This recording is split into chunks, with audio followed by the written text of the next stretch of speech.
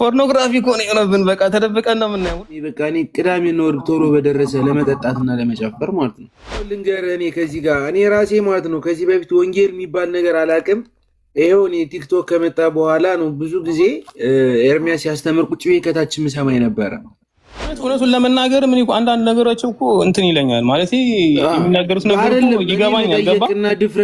መጠየቅና ድፍረት በቃ አሁን እኔ እግዚአብሔር በሚያውቀው የመጽሐፍ ቅዱስ ቃል አይደለም ወንድሜ። በቃ እኔ ቅዳሜ ነው ቶሎ በደረሰ ለመጠጣትና ለመጨፈር ማለት ነው። የኔ ሐሳብ ያን ነው፣ ሌላ ነገር የለኝም። እንደጠየቅ ታውቃለህ ኤርሚያስ፣ በጣም ብዙ ሰው እያመነ ነው። እኔ ራሴ አሁን አንድ ያመንኩ ሰው ነኝ። ሁለተኛ ነገር ደግሞ በጣም ብዙ ሰዎች እያመኑ ነው በብዛት። አንተ የምታስተምረውን ትምህርት እውነት እንደሆነ ትንሽ ጫን እያለን እኮ ነው እንጂ እኮ እንሰማለን። ኤርሚ ተደብቀንም ቢሆን እንዴ ፖርኖግራፊ እኮ ነው የሆነብን። በቃ ተደብቀን ነው የምናየው። ሁሉም ሰው ያየም ይላል፣ ግን ሁላችን ተደብቀን ነው የምናየው። ማህበረሰቡን እየፈሩ ነው እንጂ ብዙ ሰው መጥቶ ከአንተ ጌታን ቢቀበል ደስተው ነው። ሩታ ሰላም ነው? እንዴት ነሽ? ሰላም ኤርሚ እንዴት ነህ? ሰላም ነሽ? እንኳን ደስ ያለ በመጀመሪያ። እሺ በዚህ ትምህርት ውስጥ ስለተሰማራ እግዚአብሔርን እጅግ አድርጌ አመሰግናለሁኝ። እንኳን ደስ ያለ። በመጠየቅህ በመፈለግህ በማንኳኳትህ መልስ እያገኘህ ነው ብዬ ነው የምገምተው። ኤርሚዬ ልጄ ደግሞ አሁን ከስጋ ቤተሰብነት ይልቅ ዘላለማዊ ቤተሰብ ልንሆን ነው ማለት ነው። በዚህ ደስ ይለኛል። ወንድማችን ወንጌላዊ ኤርሚያስ አበበ ሰላም ላንተ ይሁን፣ ለቤተሰብህ ለስራ ሁሉ እግዚአብሔር ሰላም ያብዛልህ። ኤርሚዬ በጣም ነው የምንወድህ። ኤርሚያስ እንግዲህ አንተን እየተከታተለ በስም ትገናኛላችሁ። አሁን ደግሞ አዲስ ስም አውጥቷል። በዛ ስም ደግሞ እንከተለዋለን ማለት ነው። እግዚአብሔር ይባርክ። ብዙ ነገር እንዲቀርልን አርገናል። እግዚአብሔር መለኮታዊ ጥበቃ ያርግልህ። ደስ ይላል። እንግዲህ ኤርሚ ደግሞ አሁን ከኔ ጋር አብረን ቸርች እንሄዳለን ማለት ነው አይደል ኤርሚዬ? ከፈለግህ በደህንነት በተለያየ ነገር በውስጥ መስመር እናወራለን በስልክ። ደስ ይላል። በጣም ደስ ነው ያለኝ። እግዚአብሔር ይመስገን። ኤርሚ ስራውን ልጆቹን ትቶ ነው እንግዲህ ስራ የሚሰራው። ለምን? የነፍስ መዳን ግዴታ ስላለበት ማለት ነው። ዓለም እንደ ማስቲካኝካ ነው የምጥለን አደለ? በቃ ትናንትና ጮማ ስትቆርጥ፣ ቢራ ስታወርድ፣ ውስኪ ስታወርድ ምን ባለ ጊዜ ሁሉ ሰው ይከተልሃል። ልክ ስታጣ ደግሞ ሁሉ ሰው ይክድሃል። በሰው ስትካድ የማይክደው ግን ዘላለማዊ የሆነው ቅዱሱ ከአንተ ጋር ነው። በቃ እንደዛ ነው። እሺ ቅዱሱ የእግዚአብሔር ልጅ መንፈስ ቅዱስ ከኛ ጋር ነው። በቃ አይተውንም። ቀኝ እጃችንን ይዞ ይከተለናል። ቢኖረን ባይኖረን፣ ብንወድቅ ባንወድቅ ከኛ ጋር ነው እሱ ያለውና ወደዚህ ስፍራ ወደዚህ ማወቅ ወደዚህ ህልውና ስለተመለስ ኤርሚዬ እግዚአብሔርን አመሰግናለሁ። ሰዓቱን ለሌሎች ጓደኞች ወንድሞች እሰጣለሁ። ዘመን ይባረክ። ተባረክልኝ ኤርሚ።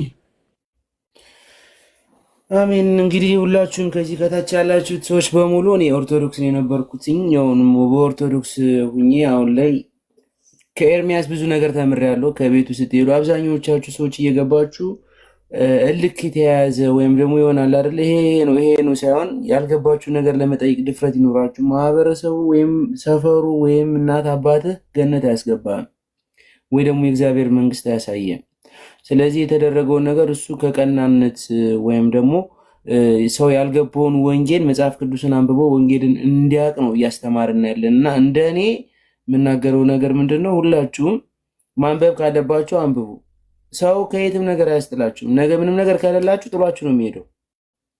ስትቆሙ አንዳንድ ጊዜ በእግዚአብሔር ስር ተቀመጡ፣ አብራችሁ ቁጭ ብላችሁ ተማሩ። ስትማሩ ደግሞ ከመስማት ብዙ እምነት ይመጣልና ብዙ ነገር ታውቃላችሁ። ይኸው እኔ ከኤርሚያስ ብዙ ነገር ተምሬ ነው፣ ብዙ ነገር ጠይቄው ነው ከቤቱ ገብቼ ብዙ ነገር ጠይቄ ነው የተማርኩትኝ።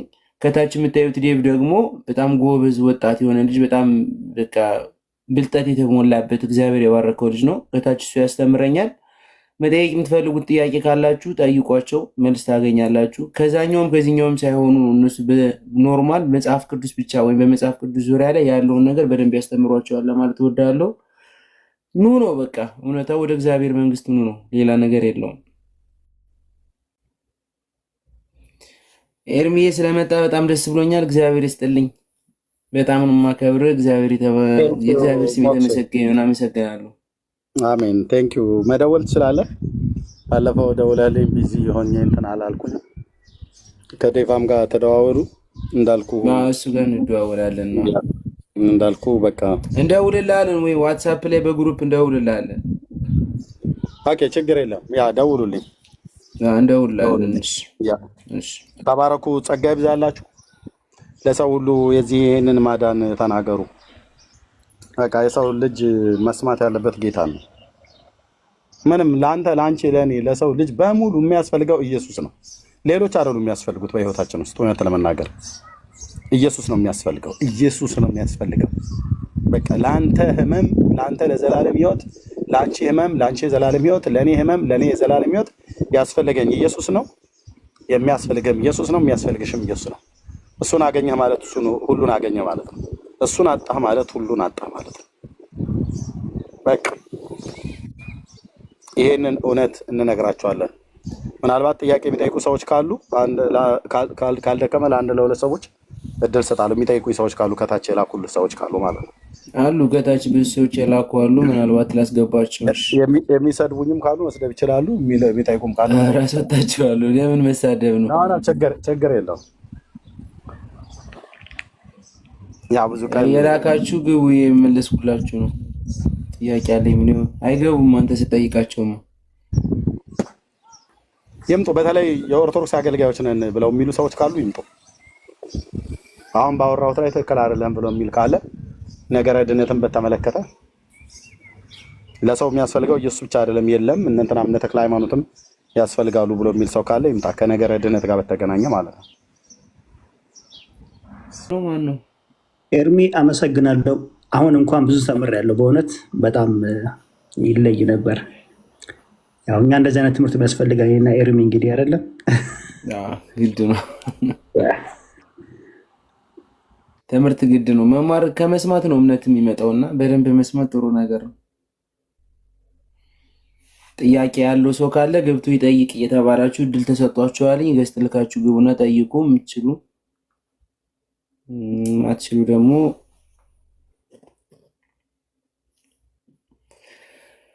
እሺ። ኤርሚዬ በቃ የሆነ አንድ ትምህርት አስተምረንና ከዛ በኋላ በቃ ስለሆነ አንድ ነገር ምናምን ነገር ንገረን።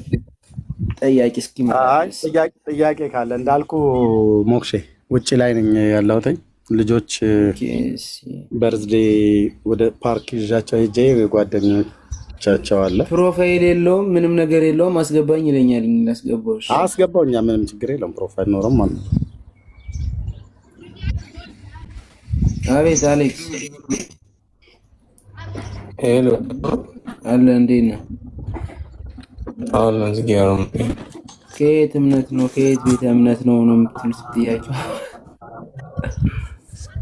ኦርቶዶክስ ነኝ። እቺ ጥያቄ ኖሮ ነው? አንዳንዴ እሰማዋለሁ ኤርሚያስንና ትንሽ ልጠይቀው ፈልጌ ነበር። እሺ ወደ ጥያቄ ይሄ እንትን አልገባኝም። ይሄ ምንድነው ሐዋርያት ስለ 2:28 ጋር ያለውና እሱን ቢያስረዳኝ ስለ ጥምቀት የሚያወራውን። ሐዋርያት ስንት? 2:38 ግልጽ ነው። የተስፋው ቃል ለእናንተና ለልጆቻችሁ ጌታ አምላካችን በሩቅ ላሉት ወደ እርሱ ለሚጠራቸው ነው ተብሎ የተጻፈው እና ከፍ ብለህ ስታነበው ሙሉ ስታነበው ማለት ጀምሮ ሙሉ ስታነበው ከቁጥር 21 ጀምሮ ነው የወንጌል ስብከቱን ጴጥሮስ የጀመረው። እሱን ክፍል ለመረዳት ቢያንስ ስብከቱን ከጀመረበት ጴጥሮስ ማለት ንግግሩን ከጀመረበት ብለን ካለን እዛው ምዕራፍ 2 ላይ በበዓለ ሃምሳ መንፈስ ቅዱስ የወረደበት ነው። በልሳኖች ሲጸልዩ የተከፋፈሉ የእሳት ልሳኖች ታዩአቸው። ደቀ መዛሙርቱ በልሳን በጸለዩበት ሰዓት ላይ የሰሙና ያዩ ሰዎች የጉሽ ወይን ጠጅ ጠጥተው ጠግበው ሰክረው ነው ብለው አሏቸው እና ጴጥሮስ ደግሞ በዚህ ሰዓት ላይ ተነሳና አይ አይደለም፣ ጠጥተን እናንተ እንደምትሉት ጠጥተን አይደለም፣ ይሄ በነቢዩ በኢዩኤል የተባለው ነው ብሎ ነገራቸው ማለት ነው። ጆኒ ኦኬ። እና ይቅርታ በነቢዩ በኢዩኤል የተባለው ነው ብሎ አላቸው ማለት ነው። በነቢዩ በኢዩኤል ምን ነበር የተባለው ብለን ሄደን ስናይ ወንድሜ አሌክስ ትንቢተ ኢዩኤል መጽሐፍ ምዕራፍ 2 ከቁጥር 28 እና 29 ላይ ጌታ ከመወለዱ ከ700 ዓመት በፊት የነበረ ነብይ ነው። ምን አለ? እግዚአብሔር በመጨረሻው ዘመን እንዲህ ይሆናል፣ ስጋ በለበሰው ሁሉ ላይ ከመንፈስ ያፈሳል፣ በላይ በሰማይ በታች በምድር ድንቆችና ምልክቶችን አሳያለሁ፣ እሳትም ጭጋግም እንደዚህ ይሆናል ብሎ የተናገረው ትንቢት ውስጥ መንፈሴን በስጋ ለባሾች ላይ አፈሳለሁ ብሎ ያለው ማለት ነው። እና እግዚአብሔር መንፈሴን በስጋ ለባሾች ላይ አፈሳለሁ ብሎ ሲል በዚያን ሰዓት ከሚሆኑት ነገሮች አንዱ የሆነው በሐዋርያቱ ላይ በልሳኖች ነው የተናገሩት። በአገሩ ሁሉ ቋንቋ ተናገሩ ይላል። እና በዚህ ያለ የነብዩ የኢዩኤልን ጥቅስ ከጠቀሰ በኋላ ስለ ጌታችን ስለ ኢየሱስ ክርስቶስ ነው ቀጥሎ የተናገረው ማለት ነው። ጴጥሮስ ያንን የኢዩኤልን ትንቢት ከብሉይ ኪዳን ላይ ኮት አድርጎ አምጥቶ ይሄ አሁን እኛ በልሳን ስንጸልይ ያያችሁን ጉሽ ወይን ጠጅ ጠጥተን ጠግበን ሰክረን ሳይሆን በነቢዩ በኢዩኤል የተባለው ነው አለ። እኔ ሌላም ነብይ ደግሞ ልጨምር፣ በነቢዩ በኢሳያስም የተባለው ነው። ያዕቆብን መንፈሴን በዘርህ ላይ በረከቴንም በዘርህ ላይ ያፈሳለሁ፣ መንፈሴንም እና በረከቴን በዘርህ ላይ ያፈሳለሁ ብሎ ያለው ቃል ነው የተፈጸመው ማለት ነው። ስለዚህ 2:38 ስለ ጥምቀት ምናምን መስለኛል። እሱን ልነግርህ ነው። እሱን ላያይዝልን ቁጥር 22 ላይ እንመጣና 38 ጋር እንደርሳለን ማለት ነው። 2:22 ላይ ጀምረን ስብከቱን ነኝ ይሄን ከተረከ በኋላ ስብከቱን ጀመረ ማለት ነው። ቁጥር 22 መጽሐፍ ቅዱስ ካለ ተከታተለኝ። ለምን ቁጥር 22 ላይ የሚጀምረው? እስከ ቁጥር 21 ድረስ የነብዩ የኢዩኤልን ትንቢት መጽሐፍ ነው የጠቀሰው። ለምሳሌ ከቁጥር 16 እስከ 21 ድረስ ያለው የነብዩ የኢዩኤልን የትንቢት መጽሐፍ ነው አምጥቶ ጠቅሶ የሚናገረው ማለት ነው። ለምንድን ነው በልሳን የምትጸልዩት? ጉሽ ወይን ጠጅ ጠጥታችሁ ጠግባችሁ ነው ሰክራችሁ ነው ብለው ሲሏቸው አይደለም በነብዩ በኢዩኤል የተባለው ነው ብሎ አለና ከዛ ከቁጥር 22 ጀምሮ እስከ ቁጥር 38 ድረስ ምክንያቱም አሌክስ ቁጥር 38 ለመረዳት ከቁጥር 22 ከፈለግን ካልሆነም ደግሞ ሙሉን ሐሳብ ነው መረዳት ያለብን። ከዛም ዝቅ ብለን እናነባዋለን፣ ከፍ ብለን እናነባዋለን። ስለዚህ አሁን እስከ ቁጥር 16 ድረስ መንፈስ ቅዱስ ወርዶባቸው በልሳን የጸለዩትን የተናገረው። ይሄ ደግሞ የሆነው ጉሽ ወይን ጠጅ ጠጥተን ጠግበን ሳይሆን በነብዩ በኢዩኤል የተባለው ነው ብሎ ከቁጥር 16 እስከ ቁጥር 21 ተናገረና ሲያበቃ ቁጥር 22 ላይ እንደዚህ አለ። እስከ ቁጥር 38 ተከታተለኛው። ስብከት ሊሰብክ ነው ጴጥሮስ የሚሰብከው። ልብ በሉ፣ መጽሐፍ ቅዱስ የያዛችሁ ተከታተሉ። የእስራኤል ሰዎች ሆይ ይህንን ቃል ስሙ። ራሳችሁ እንደምታውቁት የናዝሬቱን ኢየሱስን እግዚአብሔር በመካከላችሁ በእርሱ በኩል ባደረገው ተአምራትና በድንቆች በምልክቶችም ከእግዚአብሔር ዘንድ ለእናንተ የተገለጠ ሰው ነበረ። ስብከት ነው አሁን እየሰበከ ነው ጴጥሮስ። እርሱም በእግዚአብሔር በተወሰነ ሐሳቡና በቀደመ እውቀቱ ተሰጥቶ በአመፀኞች እጅ ሰቀላችሁት፣ ገደላችሁት። እግዚአብሔር ግን የሞትን ጣር አጥፍቶ አስነሳው፣ ሞት ይዘው ዘንድ አልቻለምና። ዳዊት ስለ እርሱ እንዲህ ይላል። ቅድም የኢዩኤልን ጠቅሶ ነበር። አሁን ደግሞ የብሉይ ኪዳንን ነቢይ ዳዊትን ጠቀሰ ማለት ነው። ንጉሱ ዳዊትን፣ ነቢዩ ዳዊትን ጠቀሰ። ዳዊት ስለ እርሱ እንዲህ ይላልና ጌታን ሁልጊዜ አየሁት፣ በፊት ያየሁት እንዳልታወቅ በቀኝ ነውና፣ ስለዚህ ልቤን ደስ አለው፣ ልሳኔም ሐሴት አደረገ። ደግሞም ስጋዬ በተስፋ ያድራል። ነፍሴም በሲኦል አትተዋትምና ቅዱስህም መበስበስን ያይ ዘንድ አትሰጠውም። የሕይወትን መንገድ አስታወቀኝ፣ ከፊት ጋር ደስታ ትሞላብኛለህ ካለ በኋላ የዳዊትን ደግሞ ጨረሰ ማለት ነው እስከ ቁጥር 28 ድረስ። ኦኬ፣ እነዚህን ሁለት የብሉይ ኪዳን ነቢያትን ለምንድን ነው ጴጥሮስ የሚጠቅሰው? አየህ፣ ስለሚናገረው ስለ እግዚአብሔር ልጅ ስለ ኢየሱስ ክርስቶስ ከሙታን መነሳት እየሰበካቸው ነው። እና ከሙታን ከተነሳ በኋላ ወደ ሰማያት ሄዶ በአብ ክብር ተቀምጦ መንፈስ ቅዱስን እንደላከና በበዓለ 50 ቀን በዛ በነበሩበት ሰዓት ላይ መንፈስ ቅዱስ በእነሱ ላይ በተከፋፈሉ የእሳት ልሳኖች በታዩአቸው ሰዓት ላይ መንፈስም ይናገሩ ዘንድ እንደሰጣቸው በሌሎች ልሳኖች ተናገሩ ብሎ ያለውን ይህንን ለማስረዳት በሁለቱ የብሉይ ኪዳን ነቢያት ምስክርነት ስለ ጌታ ስለ ኢየሱስ ክርስቶስ ስለ መሲሁ የተናገረውን ቃል እያስረዳ ነው። ቁጥር 29 አሁን ወደ ቁጥር 38 እየመጣ ነው። ወንድሞች ሆይ ስለ አባቶች አለቃ ስለ ዳዊት እንደሞተና እንደተቀበረ ለእናንተ በግልጥ እናገር ዘንድ ፍቀዱልኝ። መቃብሩ እስከ ዛሬ ድረስ በእኛ ዘንድ ነው። ነቢይ ስለሆነ ከወገቡ ፍሬ በዙፋኑ ያስቀምጥ ዘንድ እግዚአብሔር መሐላ እንደማለለት ስላወቀ ስለ ክርስቶስ ትንሣኤ አስቀድሞ አይቶ ነፍሱ በሲኦል እንዳልቀረች ስጋውን መበስበስን እንዳላየ ተናገረ። ይህ ኢየሱስ እግዚአብሔር አስነሳው፣ ለዚህም ነገር እኛ ሁላችን ምስክሮች ነን አለ። መነሳቱን አይተናል። ኢየሱስ እናንተ ሮማውያን ገለውታል፣ ቀብረውታል እና በተቀበረበት ቀርቷል ወይ ደግሞ ሬሳውን ደቀ መዛሙርቱ ሰረቁት ብላችሁ የምታስዋሹት ነገር በፍጹም አይደለም፣ እኛ አይተናል፣ እኛ ምስክሮች ነን እያለ ነው ጴጥሮስ እዛ ጋር። እኔ ብቻ ሳይሆን ከኔ ጋር ያሉት ሁሉ በሙሉ ምስክሮች ነን። ተነስቷል። ይሄ ኢየሱስ ከ10 ቀን በፊት ማለት ነው የሰቀላችሁት ተነስቷል። ተነስቷል እያላቸው ነው። ስለዚህም በእግዚአብሔር ቀኝ ከፍ ከፍ ብሏል አርጓል እያላቸው ነው።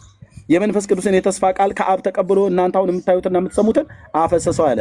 የመንፈስ ቅዱስ የተስፋ ቃል ምን ነበር? መንፈስ ቅዱስን መስጠት። ማን? የእግዚአብሔር አብ የተስፋ ቃል ምን ነበር? መንፈስ ቅዱስን መስጠት። አፈሰሰው አለ። ከዛስ ዳዊት ወደ ሰማይ አልወጣምና ነገር ግን እርሱ አለ ጌታዬን ጠላቶች እግር መረገጫ እስካደርግልህ ድረስ በቀኝ ተቀመጥ አለ ይላል። አሁንም ዳዊትን ጠቀሰው። እንግዲህ ይላል አሁን ደረስን። ይኸውልህ ቁጥር 36 ነው ያለው።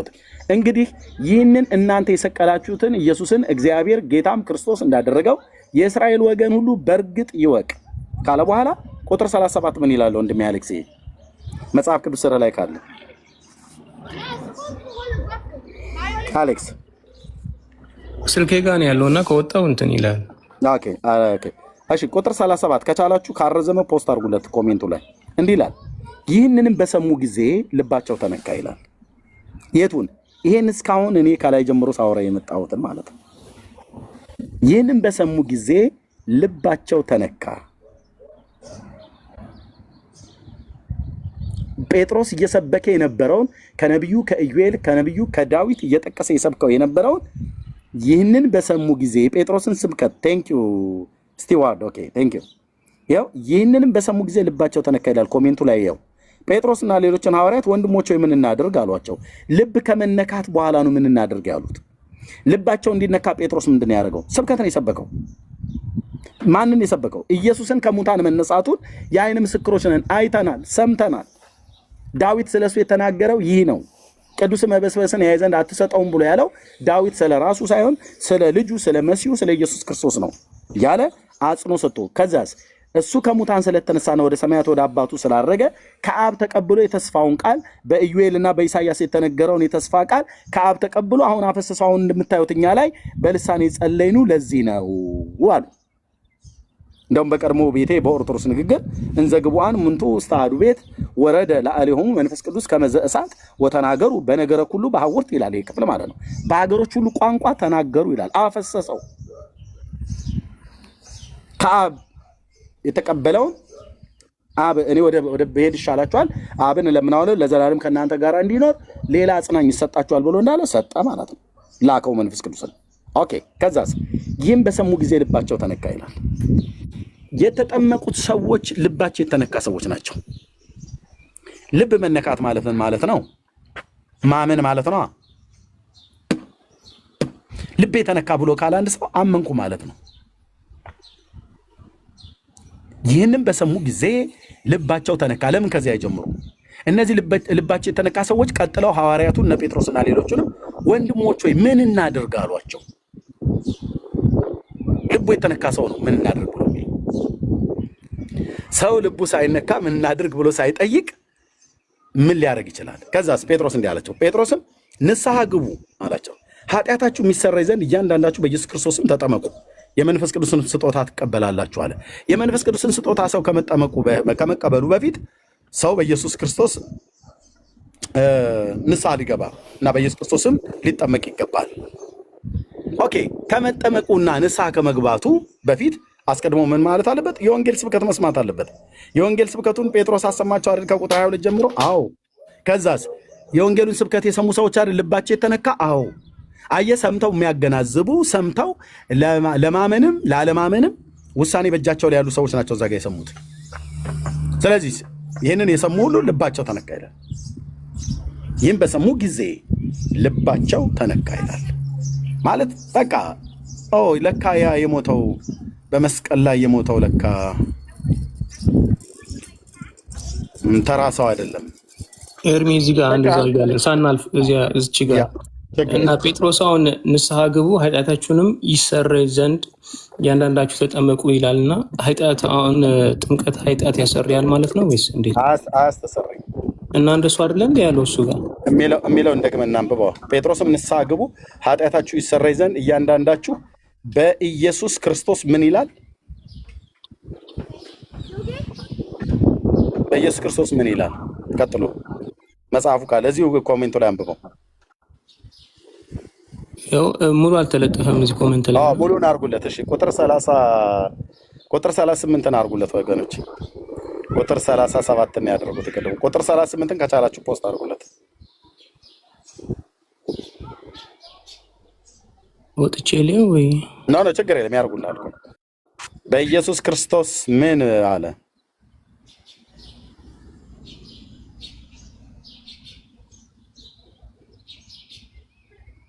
ኤርሚ እኔ የኛው መጽሐፍ ቅዱስ የነበረኝ አታንብቦ ብሎኝ እኮ ነው። ሌላ አለ የተሳሳተ መጽሐፍ ነው። አዎ ይሄ ነበር ነበርና ከለከለኝ አስተማሪ።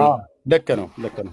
ኦኬ ይታያል። ወንድማችን ፖስት አድርገውላል። ጴጥሮስም ንስሐ ግቡ ኃጢአታችሁ ይሰረይ ዘንድ እያንዳንዳችሁ በኢየሱስ ክርስቶስ ምን አለ? ቀጥሎ ያለውን ቃል ያው በኢየሱስ ክርስቶስ ስም ተጠመቁ።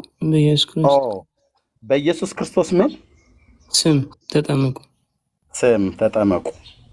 ኦኬ የኃጢአት ይቅርታ በምንድን ነው ይገኛል ብለህ ያልከው አንተ? ጥምቀቱም ኃጢአታችሁን እንትን ይላል እኮ አነበብን አይደል? 37 ላይ በምንድን ነው ኃጢአት የሚሰራው? በምንድን ነው ይኸው ጥምቀት ይላል ኤርሚ እሱ ጋር እኮ ላይ 37 ነው። ኃጢአት የሚሰራው በምንድን ነው? በጥምቀት ነው አይደል ያልከኝ? አዎ እሱ ጋር ስለሚል እኮ ነው። እኔ አይደለሁም እኮ ኤርሚ እኮ ልክ ነው። ቆይ ኃጢአታችሁ ይሰረይ ዘንድ ምን በሉ ነው ያለው? እያንዳንዳችሁ በኢየሱስ ክርስቶስ ኃጢአታችሁም ይሰረይ ዘንድ እያንዳንዳችሁ በኢየሱስ ክርስቶስ ስም ተጠመቁ። ስለዚህ ኃጢአት የሚሰራው በጥምቀት ነው እያልከኝ ነው አሌክስ?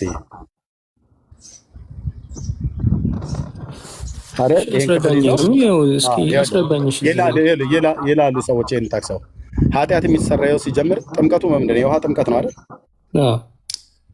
በውሃ ኃጢአት አይሰራይም። ሲጀምር ኃጢአት የሚሰራው ደም ሳይፈስ ስርየት የለም ይላል መጽሐፍ ቅዱሳችን ሲናገር ማለት ነው። ኃጢአት የሚሰራው በእግዚአብሔር ልጅ በኢየሱስ ክርስቶስ በስሙ በደሙ እንጂ በጥምቀት ነው አይልም መጽሐፍ ቅዱስ አይልም እንደዛ። በኢየሱስ ክርስቶስ ስም ተጠመቁ ይላል አይደለ? ሉቃስ ወንጌል መጽሐፍ ምዕራፍ 24 ቁጥር 47ን ፖስት አድርጉለት። ኃጢአት በማን ስም እንደሚሰራይ እንደሚናገር ይኸው ብራዘር። ሉቃስ ወንጌል መጽሐፍ ምዕራፍ 24 ቁጥር 47 ፖስት አድርጉለት። እሺ ኤርሚ ይኸው እዚህ ጋር ፖስት አድርጎታል ያነበብኩትና አሁን ይህንን ታዲያ እሺ እንዴት አድርገን እናስታርቀው ማለት ነው? እኔ ያልገባኝ ወይስ እዛ ጋር እንደዚህ ይላል እዛ ጋር እንደዚህ ይላል። ምን እናድርገው? ምንም አልተጣላም። ለምን እናስታርቀዋለን? የአምላካችን ቃል አልተጣላም። ይኸው የሚለው ነው ሉቃስ 24:47 ቴንክ ዩ ወንድሜ ስቲዋርድ። ምን ይላል እስኪ አንብበው አሌክስ። በስሙም ንስሐና የኃጢአት ስርየት ከኢየሩሳሌም ጀምሮ በአሕዛብ ሁሉ ይሰበካል ተብሎ የኃጢአት ስርየት በማን ነው ብሎ የሚላል? ከኢየሩሳሌም ጀምሮ አሕዛብ ሁሉ ንስሐና የኃጢአት ስርየት በማን? የኃጢአት ስርየት ማለት የኃጢአት ይቅርታ ማለት ነው። በማን ነው የሚገኘው ነው ብሎ የሚለው? ወይ በማን ነው ይሰበካል ብሎ ያለው? ይኸው እዚህ ጋር ስርየት ከኢየሩሳሌም ጀምሮ በአሕዛብ ሁሉ ይሰበካል ተብሎ እንዲሁ ተጽፏል። አሁን ተከታተለኝ። ንስሐና የኃጢአት ስርየት ብሎ የሚለው ቃል አለ አይደል? በስሙ የሚላል ከፊት ለፊት አየኸው። የእግዚአብሔር ልጅ ስም አሽቀንጥረው ጥለው ውሃ ኃጢአት ያስተሰርያል ይሉናል።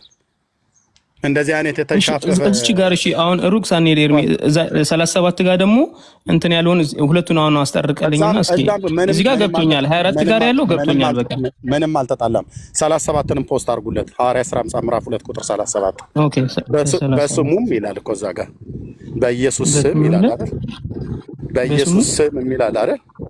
እዚህ ጋር ልብ በል ሉቃስ 24:47 ላይ በስሙም እዚህ ጋር በስሙ ነው የሚለው። በቃ እዚህ ጋር ኦኬ 37 የጴጥሮስ ንስሐ ግቡ ኃጢአታችሁ ይሰረይ ዘንድ እያንዳንዳችሁ በማን ስም ይላል? ይሰረይ ዘንድ እያንዳንዳችሁ በኢየሱስ ኦኬ አየኸው አይደል? በቃ ገባ። በኢየሱስ ስም ነው። በኢየሱስ ስም ላይ ነው። በስሙ ነው ንስሐና የኃጢአት ይቅርታ ያለው በውሃው አይደለም። እና ታዲያ ምስኪን አሁን የእርሜው በቃ አሁን ያልከኝ እሺ ገብቶኛል በእውነት እዚህ ጋርና አሁን ይሄ ሁሉ የመጣው እንዴት አድርገን ከአእምሯችን እንትን እንበለው? አንድ ልጨምርልህ ወንድሜ አንዴ ስማኝ ቆይ።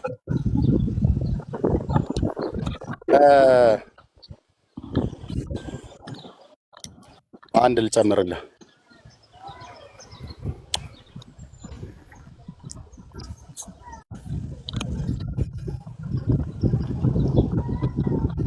እንዴ ውጭ ስላለ አሁን እናንተ ኤርሚ እንዴት ነው የምትጠመቁት ማለት ነው? አሁን እንዴት ምን ብላችሁ አንድ ሌላ ጥያቄ አጠገ አንደኛ ዮሐንስ መልእክት መጽሐፍ ምዕራፍ 2 ቁጥር 12 ላይ ከልጆች ጋር ስላለው ነው እዚህ ይቅርታ አንደኛ ዮሐንስ መልእክት መጽሐፍ ምዕራፍ 2 ቁጥር 12 ፖስት አድርጉለት የሐዋርያት ሥራ መጽሐፍ ምዕራፍ 2 ቁጥር 38 የሉቃስ ወንጌል መጽሐፍ ምዕራፍ 24 ቁጥር 47 በስሙ ንስሐና የኃጢአት ይቅርታ ከኢየሩሳሌም ጀምሮ በአሕዛብ ሁሉ ይሰበካል ብሎ ያለው የእግዚአብሔር ልጅ ስም ነው። የኃጢአትን ይቅርታና ስርየትን የሚሰጠው ደሙ ነው የሚሰጠው። ይኸው ምን ይላል አሁን ቴንክ ዩ ስቲዋርድ ወንድሜ ቴንክ ዩ ወገኖች ሩታ የተባረከ ምን ይላል እዚህ ጋር ልጆቼ ሆይ ምን ይላል ወንድሜ አሌክስ ያምባው ኦኬ ልጆች ሆይ ኃጢአታችሁ ስለ ስሙ ተሰርዮላችኋል እና ስለ ጥምቀት ነው ብሎ የሚለው ስለ ጥምቀት ተሰርዮዋል ነው የሚለው በቃ ይርሚገብተኛል በቃ ስለምን ነው ኃጢአታቸው የተሰራየው ስለ ስሙ ይላል ስለ ስሙ ንስሐና የኃጢአት ይቅርታ ያለው በማን ስም ላይ ነው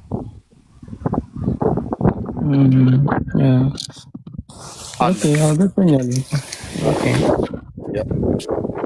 የእግዚአብሔር ልጅ ስም ዞር አድርገው የእግዚአብሔር ልጅ ስም አይታመኑበትም በስሙ አይታመኑ በስሙ የሚገኘው ንስሐና የኃጢአት ይቅርታን አይሰብኩም ውሃን ይሰብካል እና እሺ ኤርሚ እዚህ ጋር እሺ አንተ እሺ ኦርቶዶክስ ነበርክ አይደል ስታጠምቅ አሁን አንተ ኦርቶዶክስ በነበርክበት ልጆች ስታጠምቅ ምን ብለህ ነው ታጠምቅ ነበር ያው ቤተክርስቲያኑ የምትለውን እኔ አላጠምቅም ነበር ዲያቆን ስለሆንኩኝ ከካህኑ ጋር አብረን እናጠምቃለን እንጂ ዲያቆን ብቻውን አጥማቂ አይደለም ካህኑ ግን ሲያጠምቅ እኔ ዲያቆን እንደመሆን ይመጣን አብረን እናጠምቃለን እና ምንም አይጠራ ስም አለ የፈጣሪም የፍጥሩም አይ ምን አምነህ ነው ማለት በዛ በነበርክበት አሁን አንተ ምን አምነህ እንደ ህፃናት ይጠመቁ ነበር እሺ አንተ አታጠምቅ ግን ምን አምነህ እንትን ነበር ማለት እኔ አሁን እንግዲህ ዲያቆን በነበርኩበት ሳለ ምን ሆነ እንዴ ምን አምነህ ማለት እንዴት አልገባኝ ማለት ህፃናት ይጠመቁ ብለህ ወይ ታስተምር ነበር ወይ ታምን ነበር አይደል እንትን በነበርክበት አሁን እሱ እንድታምን ያደረገ ምን የመጽሐፍ ቅዱሱ የቱ ጋር ነው ምንም የመጽሐፍ ቅዱስ ዕውቀት አልነበረኝም እኔ ያን እውነቱን ስነግርህ እኔ የነበረኝ የዜማ የቅዳሴ ምናምን ነገር ዕውቀት እንጂ የመጽሐፍ ቅዱስ ዕውቀት አልነበረኝም አንደኛ የገጠሪቱ ቤተክርስቲያን ዲያቆን ነኝ በገጠር ነበር ቀድስ የነበረው የማታ ስብከተ ወንጌል የሚባል ነገር የለም በቃ ሄድን ማህሌት ነው ወይ ሰው ሲሞት ፍታት ነው ወይ ታቦት ክብረ በዓል በሚሆንበት ሰዓት ላይ ክብረ በዓል ነው ብሎ የሚል በቃ እንደዚህ ነው ያለው ከዛ ውጪ የመጽሐፍ ቅዱስ ዕውቀት የለንም ጉድና ጅራት ወደ ኋላ ነው የሚባለው እኮ በጣም ብዙዎቻችን ከኦርቶዶክስ ቤተክርስቲያን ወጥተን ወደ ወንጌላውያኑ አማኞች ስንቀላቀል እውነቱ እዚህ ነው ያለው እውነቱ እዚህ ጴንጤው ጋር ነው ያለው ለምንድን ነው እውነቱ ጴንጤው ጋር ያለው ጴንጤው መጽሐፍ ቅዱስን ያነባዋል እና መጽሐፍ ቅዱስን ማንበብ ብቻ ሳይሆን መጽሐፍ ቅዱስን አንብቦ ያምነዋል ይሄ ጴንጤው ማህበረሰብ አሁን ያለውበት ማለት ነው ስለዚህ እግዚአብሔር የሰጠን ምንድነው ብለን ስንል ሌላ መጽሐፍቶችን አይደለም የብሉይ ኪዳንና የአዲስ ኪዳን መጽሐፍት በባሪያዎቹ በነቢያትና በሐዋርያት እንደዚሁም የሁላችን ጌታ በሆነው በልጁ በኢየሱስ ክርስቶስ የተሰበከ ወንጌል መጽሐፍ ቅዱስ ብሎ የሚለው የአምላካችን እግዚአብሔር ቃል በሁለት ኪዳናት የተከፈለ እዛ ውስጥ ነው ያለው እሱን ማንበብ ስጀምር ከእንቅልፍ እንደሚነቃ ሰው ነው የነቃሁት ከእንቅልፍ እንደሚነቃ ሰው መጽሐፍ ቅዱስን ማንበብ ስጀምር ይሄን ለማረጋገጥ ከፈለክ አሌክሶ ጌታ እግዚአብሔር በሰጠህ በዚች በምድር በህይወት ዘመን በምትኖርበት ላይ ስራ ትሰራለህ ወይ ትምህርት ትማራለህ ትምህርትን ተምረህ ጊዜ ሲኖርህ ከጓደኞች ጋር የምትጫወትበት ጊዜ ቢኖርህም እንኳን ከዛ ላይ ቀንሰህ እስቲ ጊዜ ሰተህ ብሉይ ኪዳንና አዲስ ኪዳንን በመጀመሪያ አንብብ እስቲ እውነቱን ልንገርህ እኔ እዚህ ላላችሁ ሰዎች ሁሉ ማለት ነው አዲስ ኪዳንን ከቅዱስ ማቴዎስ የጌታችን የመድኃኒታችን ኢየሱስ ክርስቶስ ወንጌል ከዛ ጀምሮ የተጻፈውን ቀጥለህ ማርቆስን ከዛ ሉቃስን ዮሐንስን እያልክ የቅዱስ ጳውሎስና የሌሎችን ቅዱሳት ሐዋርያት መልእክትን 27ቱ ቅዱሳት መጽሐፍትን አንብብ ከዛ ደግሞ ተመለስና ደግሞ ወደ ብሉይ ኪዳን ሄደህ ከዘፍጥረት መጽሐፍት የታላቁ ነቢይ ሙሴ የጻፈው 5ቱ ብሔረ ኦሪት የነቢያት መጽሐፍት የቅኔና የታሪክ የምሳሌ መጽሐፍቶች አሉ እነዛን አንብብ በቃ ታዩታላችሁ ኢየሱስ የእግዚአብሔር ልጅ ምስክር ነው ታዩታላችሁ እንዴ የእግዚአብሔር ቃል የሚናገረውና እኛ በሃይማኖት ቤት የምንኖረው ብራዘር የማይገናኝ የሁለት ዓለም ሰዎች እንደሚባል ማለት ነው ኦኬ እንደማይገናኝ ነው የሚያሳየው እና እምን ውስጥ ጆኒ እንዳትወርቁ ፕሊዝ ያ ኖ እንዳትወርቁ ሳሚ ሄልሜት አላረጋችሁም እንዳትወርቁ መፍጠን የለባችሁም እሺ እንዳትፈጥኑ ፋስት እንዳትል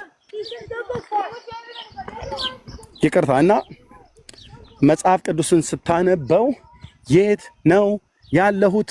እስካሁን ምን እየሰራው ነበር? ምን እየተከናወነ ነው ብዬ እንድል ነው። ከእንቅልፍ እንደሚነቃ ሰው ሙት መንፈሴ የነቃው። ህይወት ለካ እዚህ ነው ያለው። የአምላክ ቃል እዚህ ነው ያለው። ሰው ውሃ የጠማው ሰው ውሃ ሲጠጣ እንደሚረካ፣ የራበው ሰው መብል ሲበላ እንደሚጠግብ፣ ነፍሴ ረሃብተኛ ሆና ነፍሴ ተጠምታ በውስጤ ደርቃ ለዘመናት ማለት ነው የማይመለከታትን ዜማ ተምራ እሱን ስታዜም እኔ ሳልነሳ ለጸሎት ተንሱ ለጸሎት ትላለች። ወደ ምስራቅ ተመልከቱ እያለ ወደ ምስራቅ አይደለም ወደ ሰሜን ተመልከቱ። ኦርቶዶክስ ወደ ምስራቅ ተመልከቱ ትላለች። እስልምና ደግሞ ወደ ቂልባ ተመልከት ትላለች፣ ወደ መካ መዲና።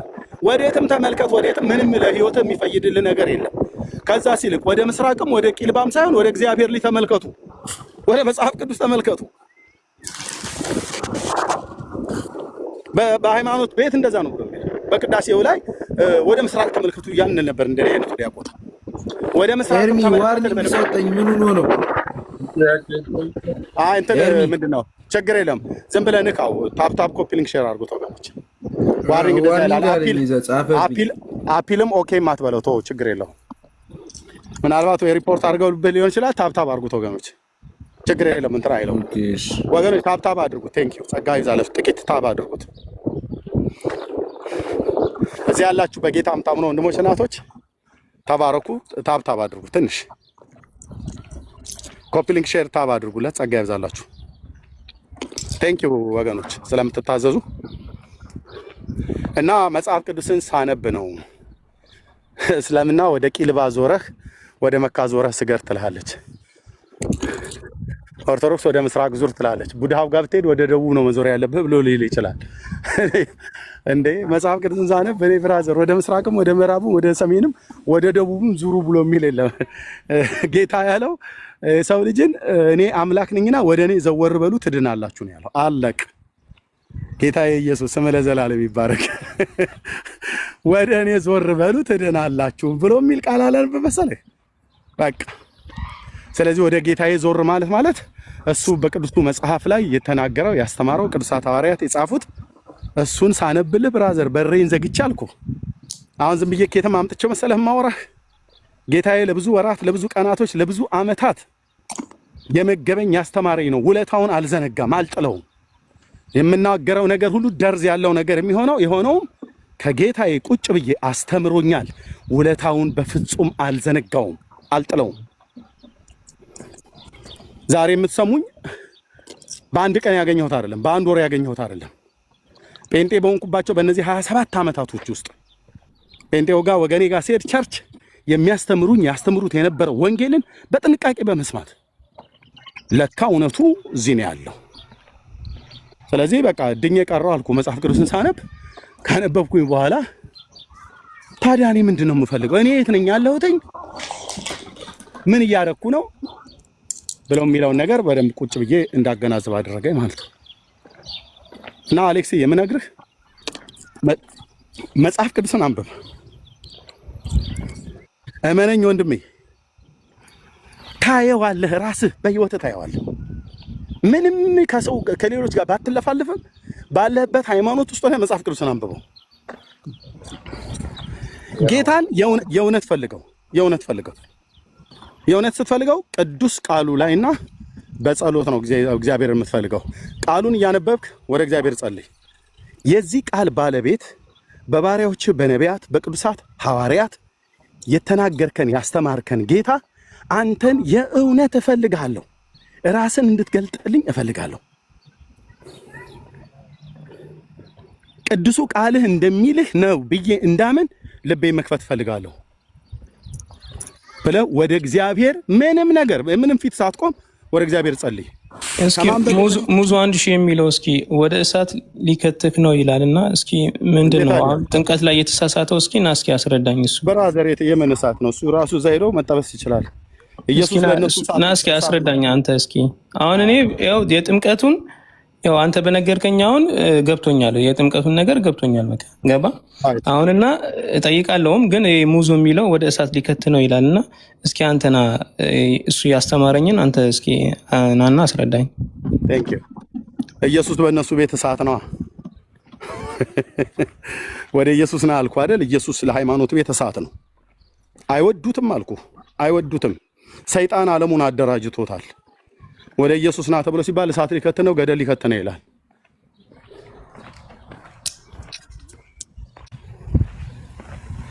አሌክስ የእውነታውን ልንገርህ፣ እኔ ከዚህ ጋር እኔ ራሴ ማለት ነው ከዚህ በፊት ወንጌል የሚባል ነገር አላውቅም። ይኸው እኔ ቲክቶክ ከመጣ በኋላ ነው ብዙ ጊዜ ኤርሚያስ ሲያስተምር ቁጭ ብዬ ከታች የምሰማኝ ነበረ። ቪዲዮ አብርቼ ላወራለህ ከምሬ ነው።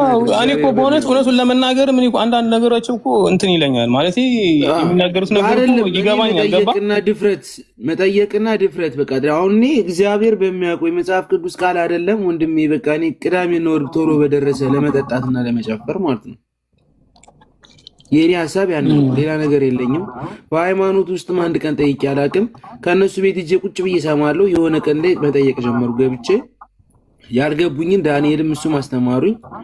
ከዛ በኋላ በቃ እስካሁን ድረስ እኔ አሁን ጌታ ሊቀበል ምን ማለት ነው? አሁን እንደዚህ ጌታ ተቀበል ምናምን ነገር አሁን እሱ እኔ አክቹአሊ በውጭ ዓለም ነው ያለሁት፣ ካናዳ ነው ያለሁት እና እንደዚህ አሁን ተቀበል ምናምን ነገር አሁን እሱ ምን ማለት ነው? እሱ እንደ ጌታን ተቀበል የሚለው ድሮ ላይ ማለት ነው። እኛ ምን ነበር መሰለ ኤርፖርት ነው ምናምን እንላለን፣ ግን ኤርሚያስ ያስተምር ነው የሰማሁት የመጽሐፍ ቅዱስ ቃል እንደሆነ ኢየሱስ ጋር ይነግርሃል። 10 ደቂቃ ምናምን ዋርኒንግ ጽፎብኛል ይነግርሃል። እስከዛ እሱ ኤርሚያስ ንገረው። አሌክስ ፖስት ያደረኩት አንብበው። እሺ ቴንክ ዩ ወገኖች፣ ፕሊዝ ታብና ኮፒኒክ ሼር አድርጉለት እንዳይዘጋ። 10 ሚኒት ምናምን ነገር ከሰጠ ሊዘጋ ነው ማለት ነው። ግን ታብ ኮፒኒክ ሼር ካረጋችሁት አይዘጋም። እስካሁን 1 ሻላ ያስገባችሁት ወገኖች 10 ደቂቃ ምናምን ነገር አለኝ። እስካሁን አልነካሁትም፣ ኦኬም አላልኩትም ምናምን ነገር። ችግር የለም ተው ወገኖች አላችሁ አይደል? እንዴት እግዚአብሔር ቃል እየተነገረ ሪፖርት አድርጎ ለማዘጋት ይሞክራሉ። ታዲያ ዋናው እሱ አይደል እንዴ? ሰይጣን የማይፈልገው ቢኖር ይሄን ነው። ክፉ ሰዎች የማይፈልጉት ቢኖር ይሄን ነው። እታች አላየም እንዴ እያለ ያለው እሳት ሊጨምርህ ነው እኮ አለ። ኢየሱስ ማለት ለነሱ እሳት ነው፣ ለሃይማኖተኞች ቤት እሳት ነው። አይወዱትም አልኩ፣ አይወዱትም። የገደሉትም ሃይማኖተኞች ሰዎች ናቸው። አሁንም የሚቃወሙት ሃይማኖተኞች ሰዎች ናቸው። የሱና የሱ የሆነውን ወንጌል አይወዱትም፣ አይቀበሉም።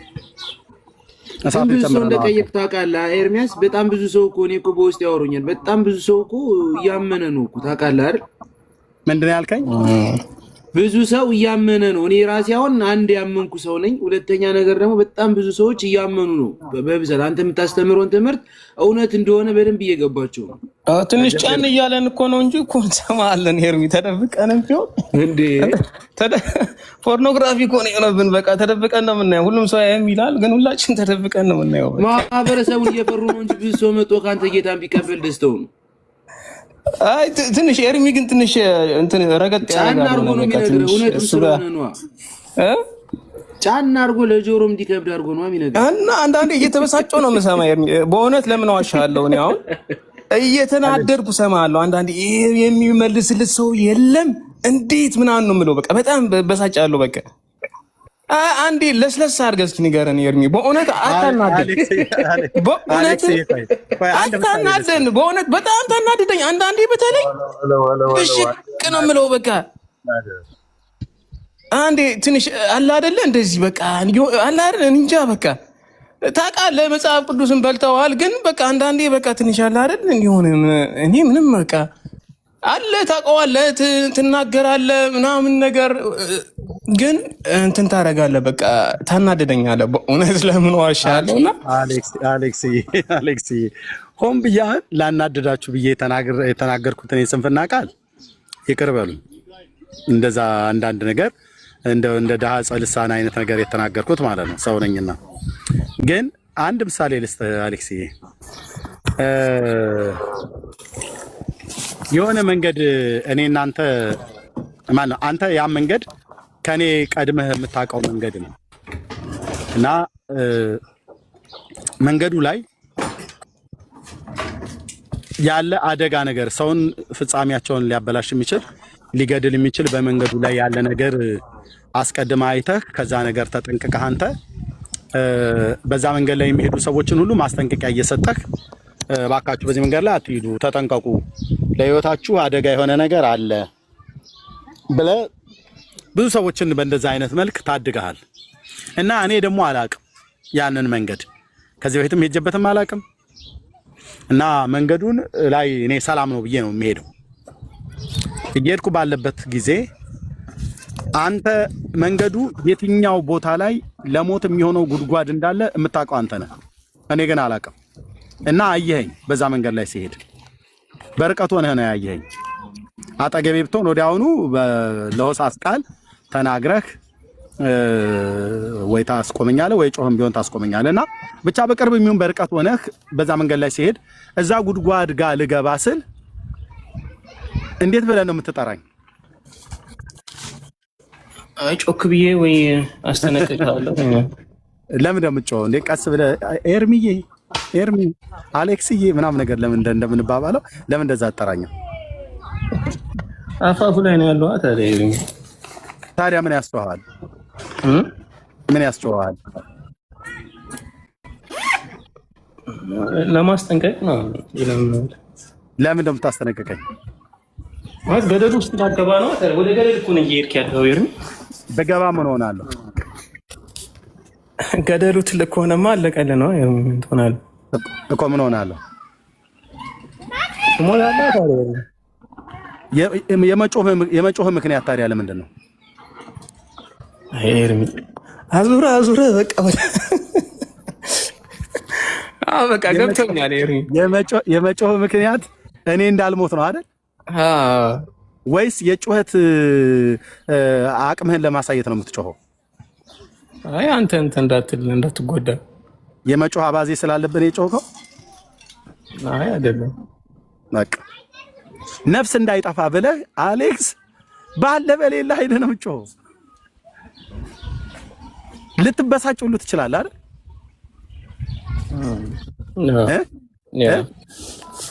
ምን ያበሳጭሃል? አየህ፣ ህይወትን ለማዳን ነው የምትጮኸው። ከተበሳጨም እንዴት ሳላቅ ሄጄ ፍጻሜ ሊበላሽበት የሚችል ነገር ውስጥ ልገባ እንደሆነ ስለምታውቅ እኔ በዛ ሳለ መተህ ምን ያስጮሃል? አንተ እኔ ላይ እንደዚህ ትጮህብኛለህ እንዴ? እንደዚህ ነው የሚነገረው? አይ የጮኩት እኮ አንተን እኮ ሄደህ ሳታ ጉድጓድ ውስጥ ገብተህ እንዳታ ቢሆንስ ታዲያ ቀስ ብለህ አትነግረኝም? በፍቅር ለምን አትነግረኝም ነበር? ኤርሚዬ ብለህ እኮ አልጠራኝም። አሁን ይሄን ጨመርክ ኤርሚያስ ብለህ አልከኝ። ይሄን ነበር መጨመር የነበረብህ። ከፍቅር ስለጎደልክ ነው፣ ጥላቻ ተሞልተህ ነው አሌክስ። ይሄን እኮ አልጨመርከውም። አሁን በዛ ስጠረኝ ኤርሚዬ እያልክ ነው የምጠራኝ።